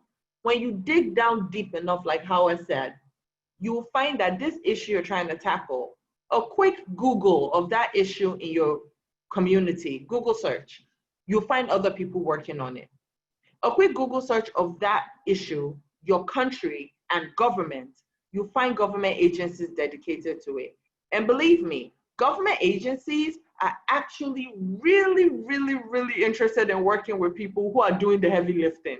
So that it's just what it is. We work in a sort of environment where if you're partnered with them, they might be able to empower you in certain areas. but the fact that you are delivering results, they want that so that it's a joint aggregated results they can advertise. So to wrap it all up in one nice bow, because I think we are definitely coming down to the end of the line. If you are interested in being funded, having your idea funded, what have you done to make yourself fundable? What have you done to make yourself investable? Your idea is not just an idea. You need to package it and present it in a way that the professional funders see it and what you are solving. So the two types of funding, you can get grants, and a lot of people are interested in grants because it's non-returnable, you know, it's just the money you keep. Nobody's going to chase you to pay back. And unfortunately, it's not sustainable to keep operating on grants. You need to figure out a way where this grant can help you as a business become sustainable. After exhausting all the searches on how to apply for grants, you actually need a proper application. So a lot of the people think, oh, once they announce a grant, let me just type in my idea, I have this idea, and you qualify for the grant automatically. No, the grant makers actually want to now see what is your framework around monitoring and evaluating your results, the impact you're having, what is the indicators, what is the output you're monitoring or measuring, what are you contributing to in terms of Agenda 2030, what is the impact of this idea that you have. A lot of people want to know that. So if you haven't been able to map out your problem tree, your results flow, all these very technical things, then you can't expect that when you present your idea, someone will just hand over money. That era is over. That era is absolutely over. After you've successfully built the framework or the terminology and you can apply for programming, you now need to look at the profitability. So you've applied for a grant, you got it, you've been able to prove and show the impact. You've tested the concept, this is your third year. You took that first year's grant and you rolled it into something. Where's the profit point? You have this great idea, passion and purpose. It needs to connect with profitability in order to then get the follow-on funding that you'll need to scale. So follow-on funding will come from maybe a financial institution, either development or your local bank. But they're just looking at the bottom line. Can you sustain yourself? Can you make oops, I dropped my phone. But can you sustain yourself? Can you make money? Can you give back to the economy, right? So now you've gotten the grants, you've proven your idea, you're able to sustain yourself, but can you grow? Can you make money? And the minute you can show how this will make money and continue making impact, you'll have access to the loads of impact funds that are being created out there at very low interest rates. There are people like entrepreneurs in the Tony Elumelu Foundation, for instance, they have access to an 80% credit de-risking offer from the AFD through UBA. So if you have somebody guaranteeing the loan up to 80%, what is stopping you from actually engaging like Thrace Consults to help you think of innovative business solutions, right? A business profile and packaging so that you can be attractive to those who want to fund you. You're more attractive to a financial institution and will be funded if A development institution has already promised to de-risk you up to 80%. B, you've now come up with a revenue, revenue pattern that I can definitely invest in, I can get behind. C, you've tested this idea with your first seed grant. You have judiciously used that money. You've turned this business into something that is profitable. There's nothing stopping you beyond that, but it's just about putting in the building blocks to get your business from passion, from idea to profitability. And there are many resources to help you get to profitability. And just to touch on something that Dr. Yinka said, partnerships is not this big grand idea that is about, partnership is not this really big grand idea that ties into, oh, we must sit down and sign an MOU and then we'll have a big signing conference and no. Sometimes partnership, like Dr. Yinka said, is to get a specific thing accomplished within your plan. So you're doing waste management, for instance. And where you are now is you've secured the funding for the machine that turns pure water wrapper into pellets. What I expect you to do is to simplify how you get the input, which is your pure water wrapper, because you're really the pellet producer, right? How do you get the pure water wrapper?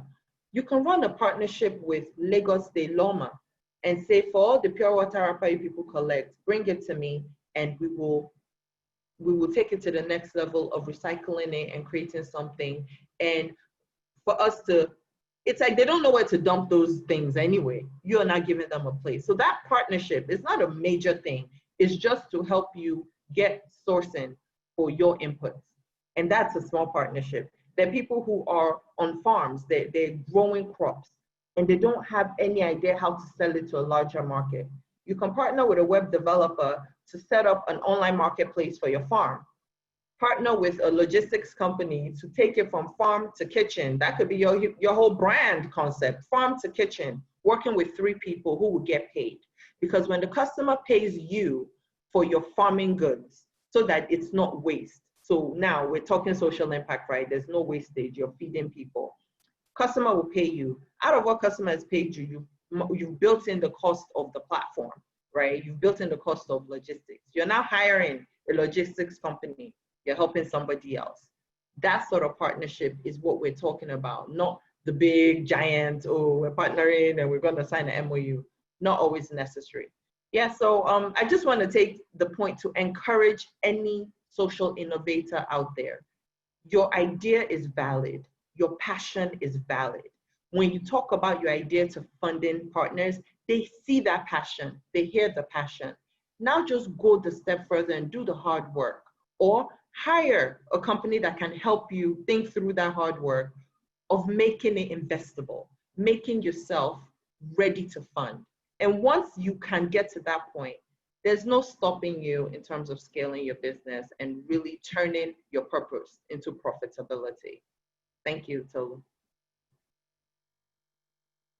Thank you for demystifying the idea around partnerships, because I think it was really interesting for you to point that out, that partnerships doesn't have to be something grand or something in a photo op that everybody has to come together and sign one particular MOU.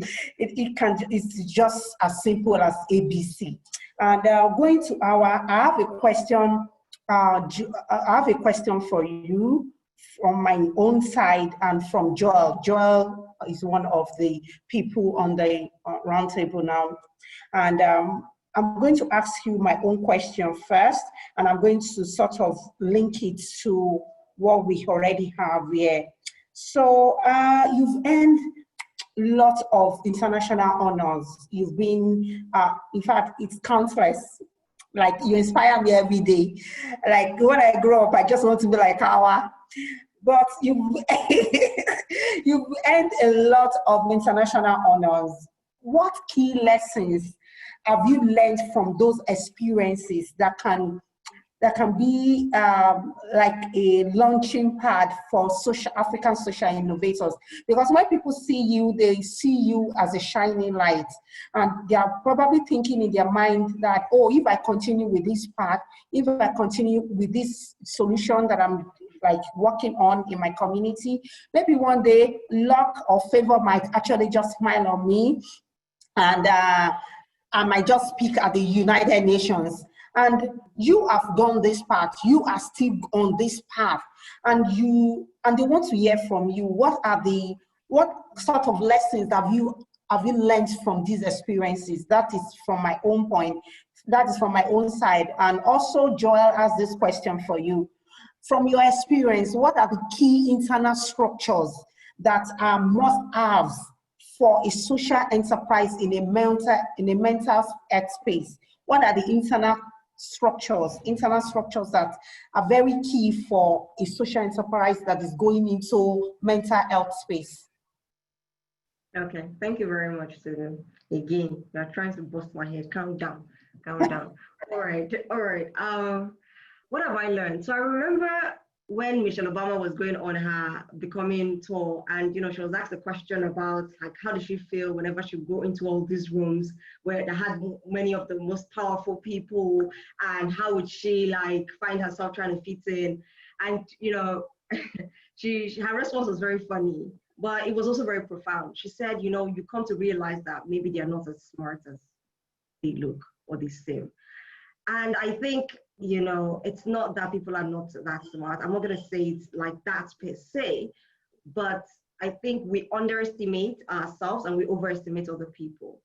And I think that's something that has been so profound for me. I go into certain rooms that I'll be like in my wildest dreams. I mean, and then you come to realize, you have conversations and you realize that maybe we're not so different after all, maybe I do have all of this value. And I think sometimes we need those kinds of situations to really show you and really validate you from the outside, to be able to say, look, you're equally as worthy and as valuable as all of these people that you feel like are your wildest dreams and your stands and everything. And for me, that has been one of my biggest lessons, that I deserve to be in every single room that I've ever been in. I deserve to be on every single stage that I've spoken on. And I do bring that much value to any single space that I'm in. And I realized that not because I finally got to be there, or because after, like, I'm not like in retrospect, like, oh, it has happened, that's why you can say that. But I realized that I'm trying to frame it in a way that, somebody doesn't leave the call feeling like, oh, it's because you've been there. It's because, it's not because you have been at United Nations, that's why you can talk like this. No, not that. But I think it is because I had believed it that I was actually there. That I believe that I carry that much value. And I think it's so profound for me, because you get to meet a lot of people from different, I think I probably know every single, I think I know at least one person from every country in the world, which is so amazing, because if I want to travel now, I'm like, yay, somebody's there to host me. But then you realize that, I don't know how to put it, like, in this part of the world, I feel like there was something, I was on a panel for Viacom during the YMCA 175, I think that was last year. And I was in the same panel with one of the heads of, I think, like culture and something at Adidas or so. And he said something really fantastic that Adidas is trying to do for the African continent, which is that they feel like Adidas, like the African continent, we're late starters. So they are trying as much as possible to scale so that we are always on the same starting point as, the rest of the world. And what do they mean by that? They mean that, oh, Hawaii is 28 years. And apparently I was the oldest. I am the oldest in the Global Youth Advisory Board for Viacom, which is the company that owns MTV, BET, Nickelodeon, and the rest. And they had to do that because, quite frankly, a 16-year-old in the US that is leading gun violence, all of that, and is not necessarily the 16-year-old here. So by the time we get into knowing our values and beliefs and our purpose and understanding the social and trying to put ourselves out there to solve complex problems, we're probably like 23, 25, and all of that. Meanwhile, in the US or in China, that person is like maybe 16 or 17. And that was really profound for me. And I feel like that has been one of my greatest realizations, that even though we're late starters and all of that, we still have the value, we're still worthy and all of that. But now let me bring it down to Joel's question, which is about social enterprises that are working in the mental health space. I know that there are things that cut across board, whether it is a social enterprise that works in the mental health space or not. There are some things across board, internal, I think you said internal structures that you should have in place. There are some things irrespective of whether you're a mental health organization or not that you should have. But as a mental health organization, I think you should ensure that, and this is something that we have struggled with, I have to say that, but also we continue to improve on. I know you're a mental health organization for your beneficiaries on the outside, but you have to recognize that you have beneficiaries on the inside. So what are your systems that, how are you putting systems in place to ensure the mental health of your own, teams? And we find that a lot of times when we run mental health organizations, so internal structures regarding that is, ensuring the well-being, prioritizing the well-being of the people that work with you. What is your structure? I don't want to call it a name for you and all of that. We use very, very funny names as an organization. Whatever works for us is fine. So in some organizations, they call it PR, HR, some people call it people and culture, some people call it organization. Whatever works for you is fine, as long as you have something for that. you have something that guarantees that your team members are also benefiting from the kind of value that you're giving your beneficiaries or your target audience, or all of that. That is so important.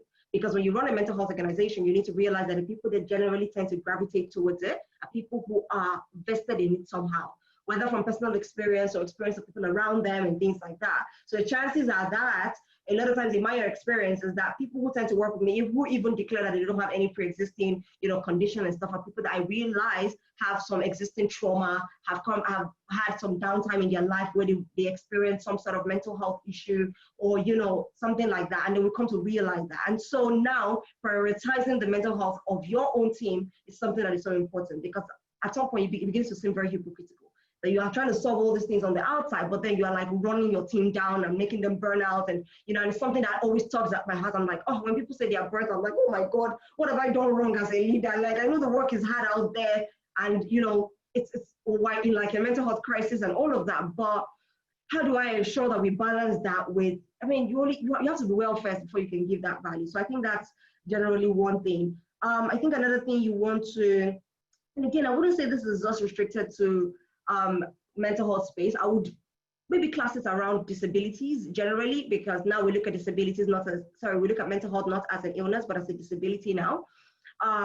But I would say you should have something regarding, a diversity disability kind of something in that area. Ensure that as you work in the mental health space, encourage people who have mental health conditions to be the ones that work with you. Ensure that you have a safe space, a culture that accommodates different kinds of people in it. And I know it's hard. It's a learning curve for a lot of Nigerian, especially small social enterprises, in understanding how it's not just enough for you to say we accept everybody, but have you built a culture on the inside that allows people who have a sense of belonging? So that's why these days they don't just say diversity and inclusion, they now call it DIPS, diversity, inclusion, and belonging. Because it's one thing to have a diverse team, it's another thing to ensure everybody feels included, and it's another thing to feel like I feel like I belong here. So can you create a system that ensures that people who have mental health conditions or certain kinds of related disabilities, whether intellectual disabilities, psychosocial disabilities, feel like they belong here? And that would require you to unlearn a lot of conventional ways of doing work. Because conventional ways of doing work is you have this timeline, you do this and do that. When you work with the disability audience, with the people that have disabilities, you need to understand that things are not going to be cast in stone like that.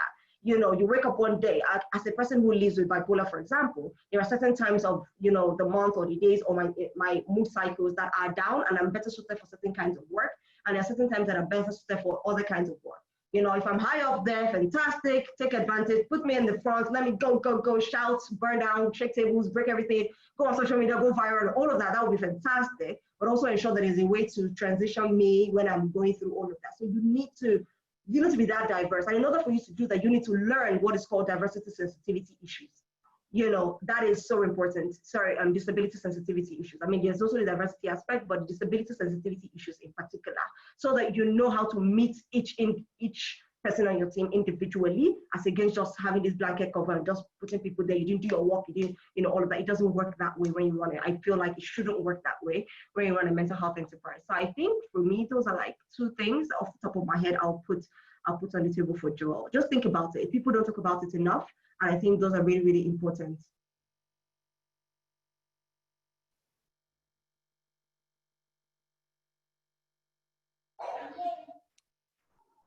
Hello, can you hear me? We can hear you, yeah.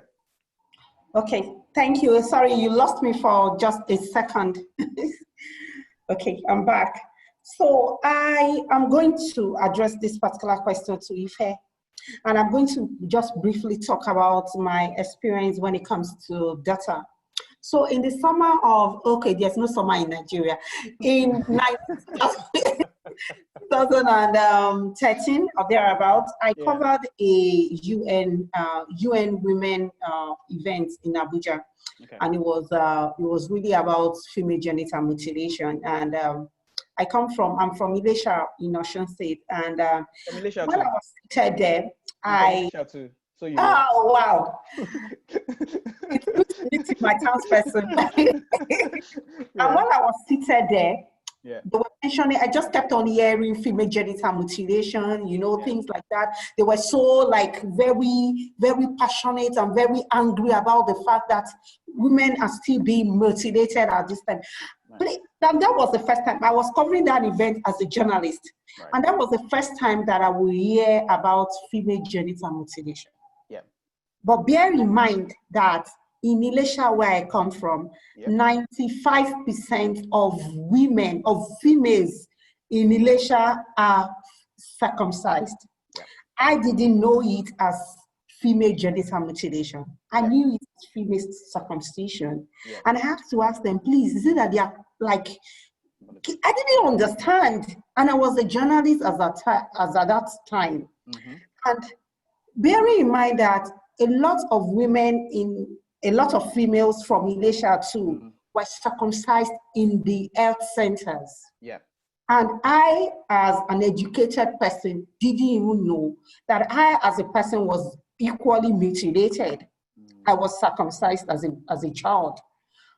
But that is the power of data transforming into stories that people can begin to take as like, oh, this is happening to me too. Thank God for people that are working. Thank God for our people like Awa that are working on gender-based violence. Yeah. But that experience personally transformed my whole life. Like, this is what I've been experiencing for a long time. I didn't understand why my parents had to circumcise me.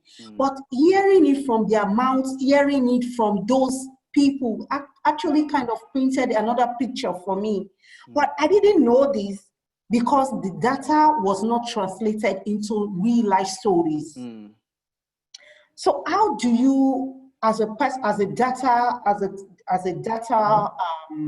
analytics data professional, how do you go from, because now the problem isn't that there are no data. The problem is that how can people even understand this data? And the only way people can understand the data is by stories. Yeah. It's not really bad. We have a lot of data that are just sitting there. They are sitting there for development people. They are sitting there for policy people. And that is where I really respect the work that Awa is doing, translating this data into real life stories. How do you, as a data professional, translate these data to real life stories? And please, we are getting to the end. I want our questions, our answers to really be short, so we can take on more questions. Okay, cool. I will try and answer that question very quickly. I think the best way to look at it is, I think data analytics, data analysts historically have come from from the sciences. So a lot of times they tend to use like what you call like the left brain. So they're not very good in telling a lot of stories, right? But I think that one of the things that is changing very rapidly is data is just, like I said before, it's just a technology. Then it's what you do with that data that it's very important, which is the social impact that we're doing with it. But like with the story you gave me, so sorry we went through that. But the point is, those kind of information now that the data we have, and I think I was talking about before, that when you join information with something else, you get a better picture. So say, for example, there's one thing that's in data as well called data bias. Something might be collected for something else and then is used for something else. Like you could be given a different meaning. Like you rightly said, somebody call it circumcision, somebody call it genital mutilation, whatever the name is. I think the one way to answer that question is really to question what is the meaning of the data we are collecting. What does that data mean? And I think Hawa made a very strong point, which is about, even when you're doing social impact work, when you go to the people, you're not the savior of the world. Go there and ask people what is the problem that they have and what the solution they are seeking. I think in answering those questions, you start seeing some of the answers in the data. So you start seeing the holes in the data, sort of, to say, is this really what it is, or is it something else? And when you have some of those disparities, then you then go, like Yinka said, that you can go to the field and then ask the boss, what really is the problem? And then collect the kind of data you need for that problem to solve the problem for the people you want to solve the problem for. Does that make sense? Yes, it does. Yeah, it does. I think that's what I'll say on that point. Okay, thank you. Thank you so much, Ife. Thank you. I'm so sorry. Can I quickly just add on to what Yes, just a yes.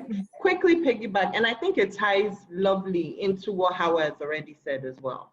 The idea that what you got to Abuja and people were angry, fighting this thing is something you knew as an accepted cultural practice. So there's this idea of relativity of ideas. So us as social innovators, you can't just say, this is an issue in my community, I'm going to fight it, without doing the research to know, is it really an issue or is it offending your moral positioning? There are people who will tell you, like she gave an example of they wanted to help these women build crash in next door to them. Who asked you? They wanted, honestly, these women probably, that is the only break they get from their homes. So they probably wanted that long walk home every day, just make it safe.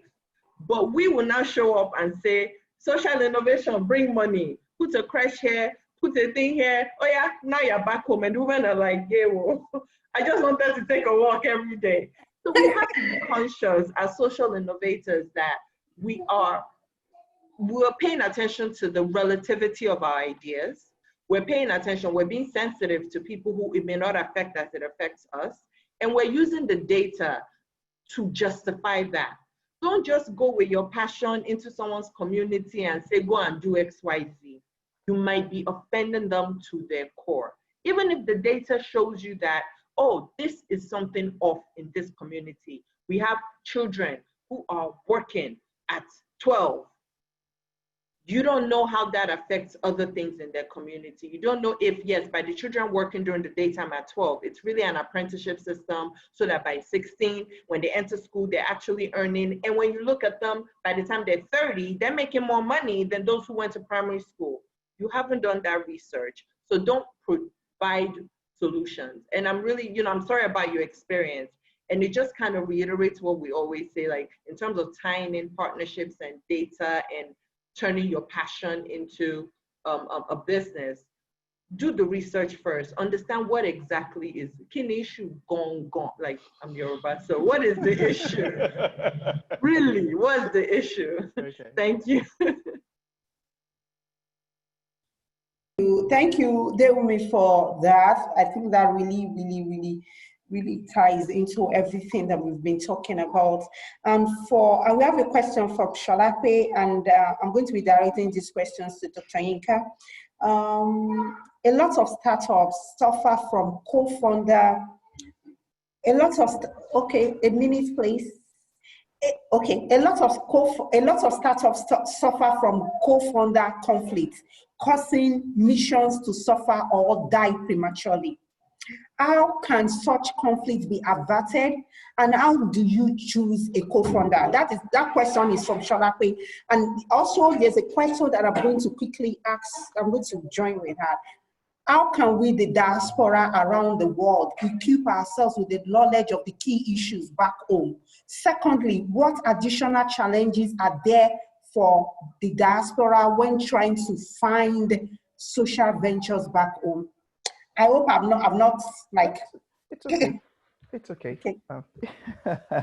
Thanks very much, Tolu. I think you're doing a fantastic job getting us to get through all these questions as quickly as we can. I see that time is fast spent.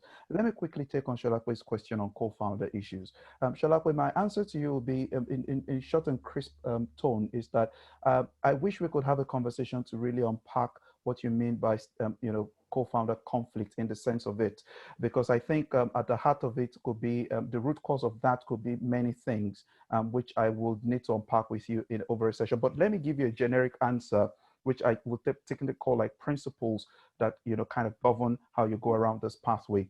I was having a coaching call with a founder of a fintech in Kenya just last weekend, and it was exactly the same conversation we were having. He is now at a stage in his business. He started a fintech that has done incredibly well in Kenya by a Nigerian in Kenya, doing a lot of good stuff in that space. And he came to me and said, look, I'm stuck now. I need to find co-founders. The last time he tried it, his hands got burnt at it. And thankfully, he was able to recover the shares of his company. But then it now came back to, now I'm in a stage where I think the work is getting a lot and I need help. There are two things I told him. And I'm going to tell you the first thing that in my conversations with CEOs. So I did a series recently called Digital Conversations in CEO with Dr. Adeyinka with Henley South Africa. And one of the things that kept coming out from that conversation was that in choosing people either for recruitment or co-founders, the heart of it is character first, particularly in Africa. Why? Because competence is not something we can vouch for 100%. But if character is in place, competence can be installed. So I might not find the guy who's graduated from Yale and be able to employ him on my social enterprise or bring him into my project. But if I have someone who's got the right, if got their head in the right space in terms of grit, they can always acquire competence. And that's on one side. The other thing, of course, is that what exactly do you need? So when you're talking about a co-founder, with this chap in Kenya, for example, I had to ask him very hard reality questions. What kind of person do you think complements you? That's a question. If you are the founder, you know yourself, you know your skills, you know your knowledge, you know your assets, you know your attitudes. What kind of person do you think complements that to bring more value to the organization? That's one thing. The second thing, of course, is in terms of skill set, who is the co-founder that can complement your skill set? So he's building a tech-heavy business. And I told him straight off the bat, and I said, you cannot go for a co-founder that is not tech savvy. At this point, what you need is you need an in-house tech person, because right now you're outsourcing a lot of tech functions, which is okay to a point. But when you get to a point where you want to start to attract potential investors, even though you can still keep that outsourcing model if you have the money to back it up, but when you start to approach certain kind of investors, they're going to start to look at your management team, and they're going to be looking at the diversity. So that's what I'm going to say to you. Similarities will make for comfort. Differences will make for success. So if you bring people together who are similar, let the similarity be based on values. Let diversity show in the skill set and in other scope that will need to underpin the project or the business idea to make it thrive. And I'm going to keep that answer there for you, Sholakwe. If you need to have a further conversation with me on this, you can reach out to me directly on all social media platforms at Yinka Adewale. Typically, we can always talk more about that. In terms of the second question, because I see our time is fast spent, Tolu, for I think it was Tevin who is asking a question about being in the diaspora and wanting to equip themselves with key issues back home. Did you hear something Ife said earlier? I'm keeping abreast with news coming out of Africa. He watches local TV channels. He goes on YouTube, connects with whatever it is. If you're from Kenya, maybe it's Kenya National Television. They've got some YouTube channel. Keep in touch with that. Look out for resources. And the funny thing is, I think one of the biggest barriers, now this is me pivoting into the second question, that I have found with those of us who are in the diaspora doing stuff in Africa is the thought that we are the saviors. That thing that's been coming out consistently over time is this feeling of, I lived in Europe, I lived in America, I know it's better than you, I've been more privileged than you, I'm the one coming to help you. Better see it as if there's a big obstacle you need to overcome, it is that first. I call it a first order barrier. Forget any other thing. That barrier is the biggest impediment to the success of any social innovation project coming from those who are in the diaspora. So the thing therefore is, how do I build strategies that would allow for a two-way knowledge transfer to help me stay informed? And that could mean, for instance, getting someone on ground to give you the local details you need. That could also mean traveling back home. I always say to people, you can't help the people whose pain you haven't felt, and you can't help people from a distance necessarily when you're a social innovator.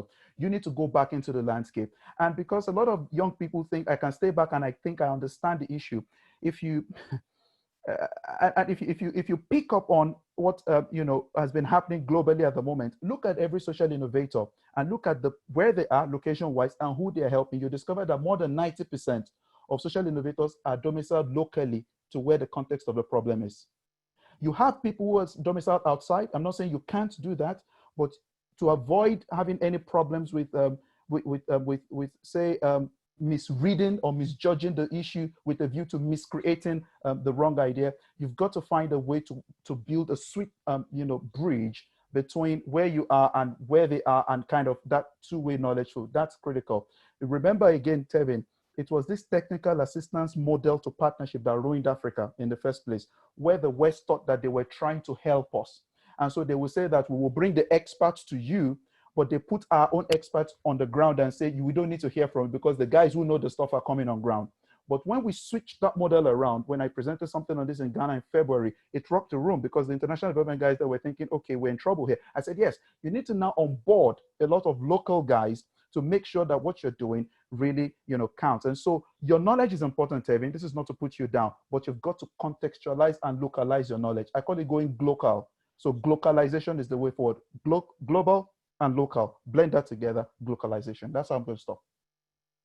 Thank you so much, Dr. Yinka. I feel like my head has been kind of filled with so much knowledge from Awa to Dewumi to Dr. Yinka to Ife.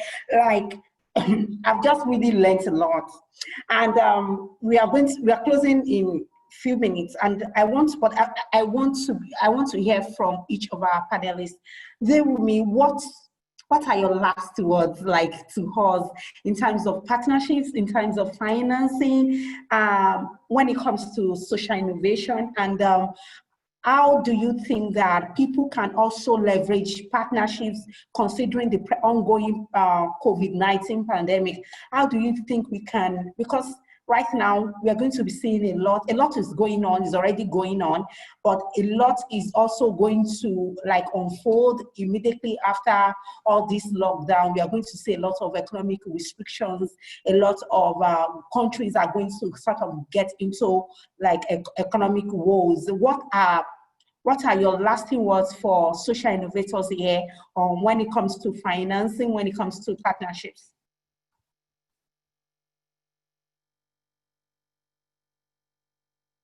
That is a lot for a last word, but I think I'll wrap it up just by simply saying and try to bring it all together that Africa currently has close to 200 million youth, either underemployed or unemployed. And there are forecasts that say that by 2025, there'll be an additional 150 million youth entering that workforce. It is important that with this growing population, entrepreneurship is prioritized. Entrepreneurship that tackle social issues, which is where social innovators come in. Social innovation is the bedrock of sustained development. So for me, it is important that for everything you do, every business idea you have, actually dig deeper. Does it serve a greater public good? Make sure your business idea does something in the positive for the world. And if what you have is the reverse, where you have an idea, make sure it's sustainable and it can employ people in the future too, because that's really what we want. We want all stakeholders. And I know post-COVID, we've now seen how important it is to digitize, to get online, to connect with people so that we're not reinventing wheels. We see the importance now. So I would insist that if you post-COVID are looking to do any sort of business, make sure you are providing a global public good. Make sure you're working in partnership with consultants and coaches that can help you properly package your business and your idea to get it where you need to. Don't waste your time and your energy just, oh, I have this idea, I'm talking to people. Do more than talk about it. It's time we stop talking about stuff and we start doing. But when you do it, make sure you do it right. Do it with the professional guidance that you need. Do it so that you get the results you want. Because if your business is successful, the dividends that it pays into society is going to help us all. So that's my last word.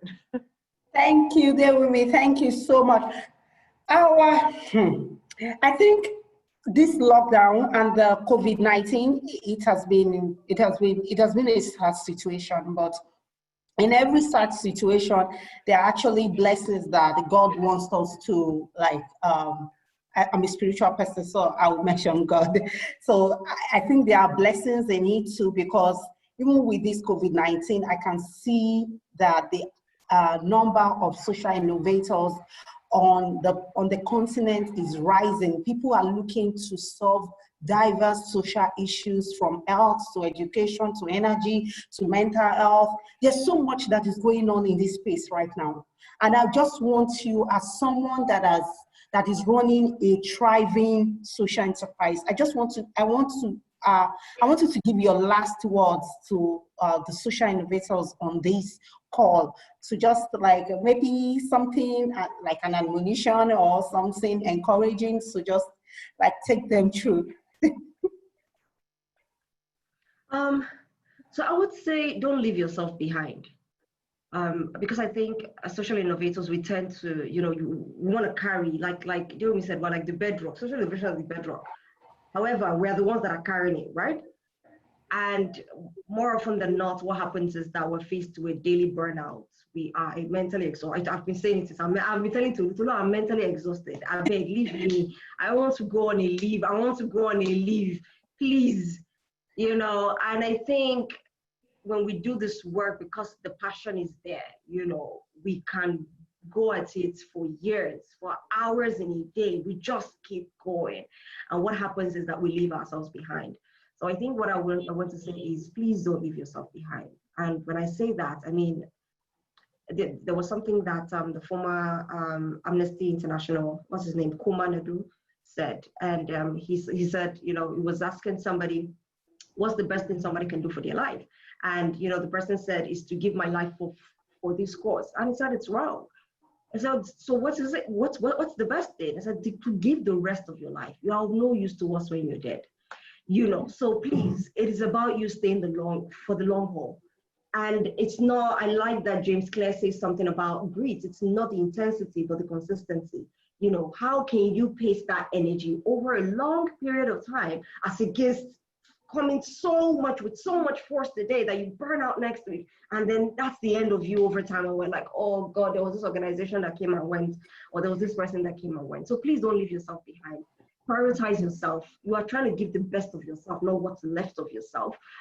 So I think that's so important. I feel like it is something that can arm us going forward, so that we don't feel guilty when we feel like I need to take a day off, because that tends to happen. It's like, oh no, now things are happening, you guys, we need to move. And I'm like, calm down. You see, these problems now are very complex, and it requires us to be in our sharpest mental state.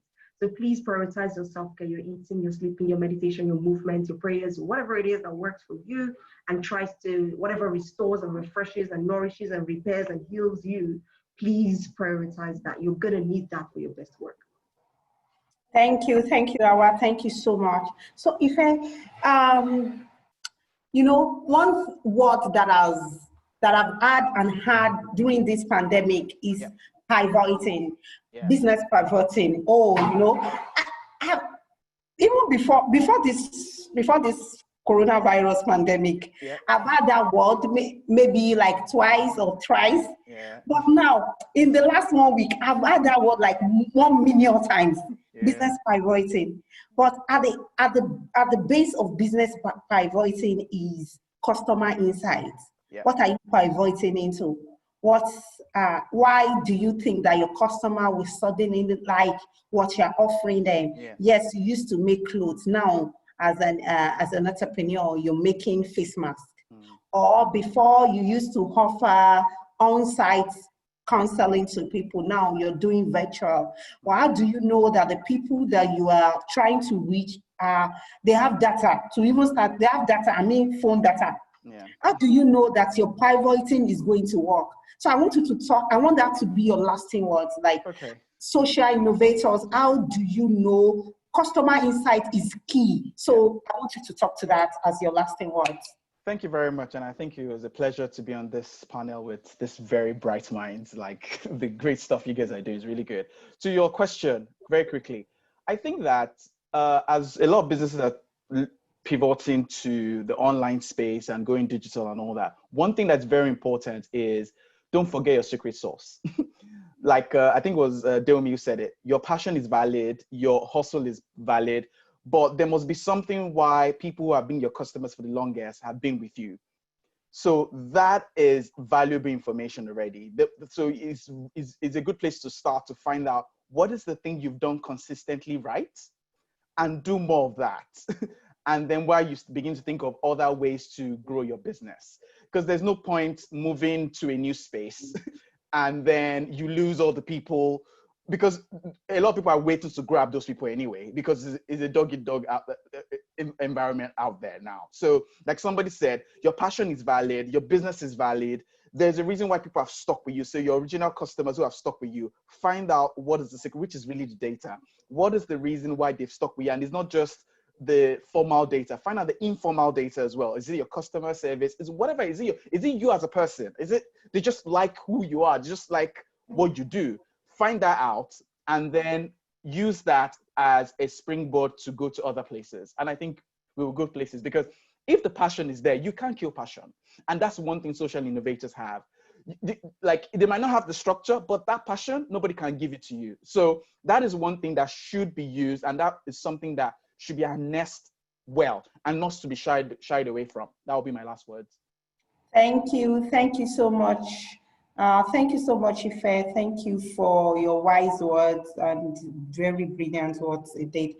So we have one last question, and that is going to form the part of, so Dr. Yinka is going to take the vote of thanks and is also going to give us his lasting words. And we have a final question of someone that is an aspiring social innovator and starting an MSc in social innovation. Are social innovators limited to entrepreneurship and NGOs as career paths? Though the entrepreneurship route is inevitable, what is the best way to gain experience as a budding social innovator, particularly on the African continent? And that will come to the end of the question. And why I hand over to Dr. Yinka to take the vote of thanks and to give us this lasting words.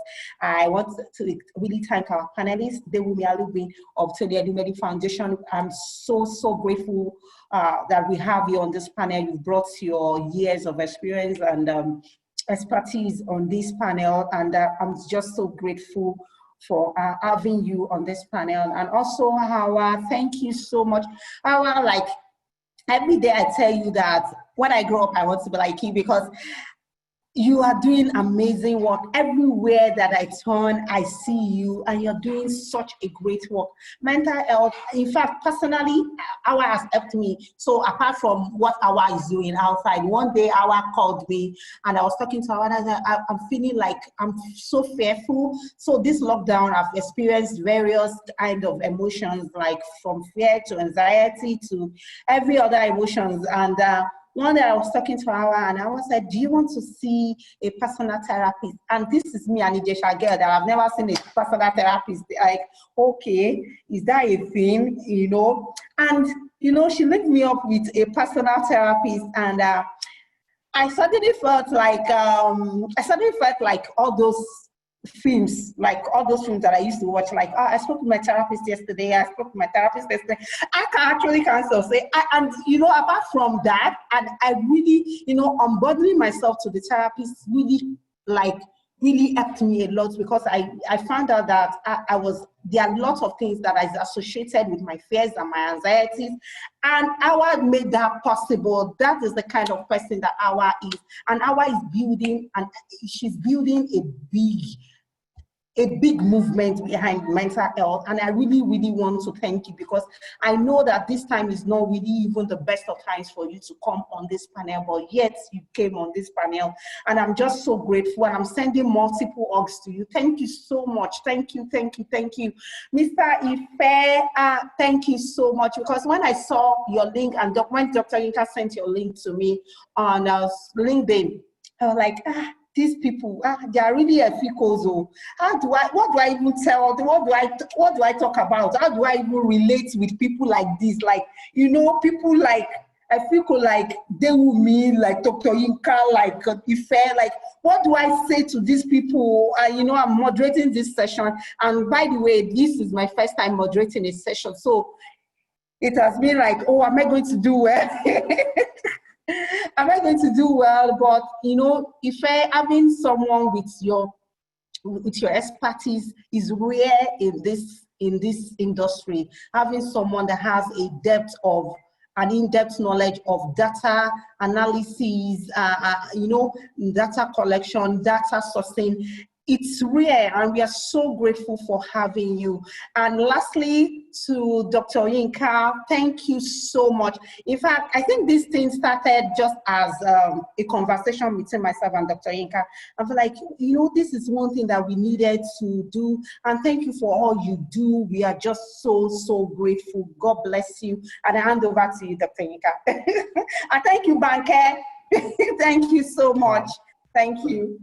I mean, okay, just clap for you again, Tolu. Well done, well done. I mean, for a first timer, if you didn't tell us that, we probably wouldn't have known. So you should have kept it a secret sauce. So thank you so much, Tolu, for being a fantastic moderator and facilitator of this conversation. And you've done a great job, thanking all that highly esteemed panelists. And deal with me, Hawa, if you know how I feel about you guys. I mean, you guys are just phenomenal, fantastic. Thank you. And I'm just reading one of the comments Louis just sent now. And Louis just said that thanks a lot to all the panelists for being so practical and giving a lot of attention to execution. And that's something I think, speaks to the depth you've brought to the table and the value that you've added to people who've been on this call.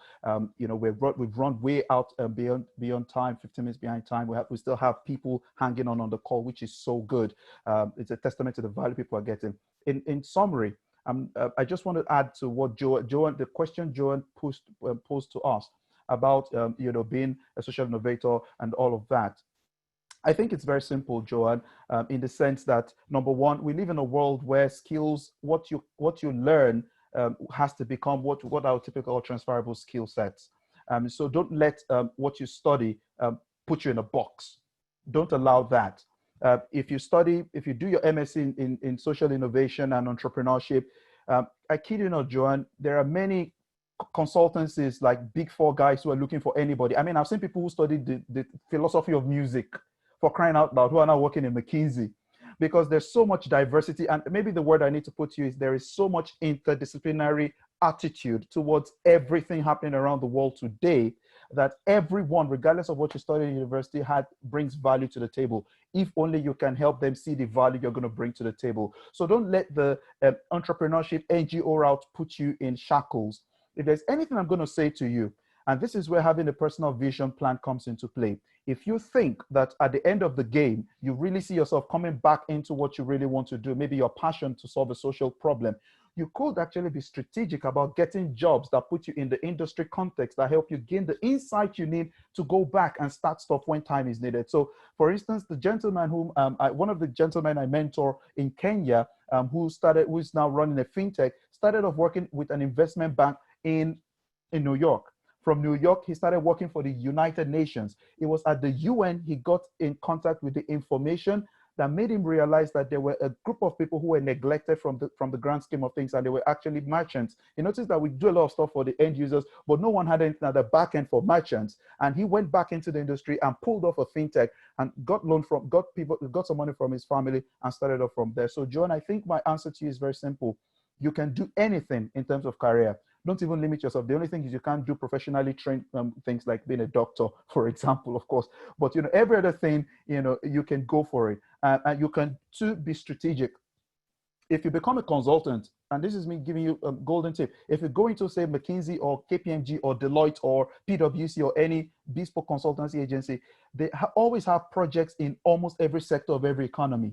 You go there and attach yourself to projects that will get you to work with the stakeholders who are working in your space, so that you build relationship, you build a knowledge base, and by the time you're getting out of that zone, retiring, people will just be wondering, where is she coming from? They wouldn't know that you've gone to the back end, you've built relationships with funders, you've built relationships with expert stakeholders, you've built relationships with community leads. You just get into the space and start to make impact like that. So that's going to be my 5 cents to you. And on that note, I'm just going to wrap up and say thank you to all our panelists again for joining. I think from what I can sense, this is not the end, and this is me making an announcement formally to everyone who is on this call that there will be another roundtable, and it's going to be happening later in July or very early in August. Mark my words. That's one thing. Second thing is that I see that there is a lot of hunger, and you may be getting ready for me to pull off what I call the Social Innovator Masterclasses, which will be taking on some of these issues and digging deep into them, bringing key experts to teach you on the specifics of those subjects. So get ready for that. And thirdly, these are going to happen in the next couple of months. Get ready to join the Social Innovators Network, where I will piece together an ecosystem that will get you through your challenges so that you can build sustainable businesses. And we can connect all our network together and do really crazy, amazing stuff. Thank you all for staying on with us and joining this conversation. It's been a great time having you all. I wish you the very best.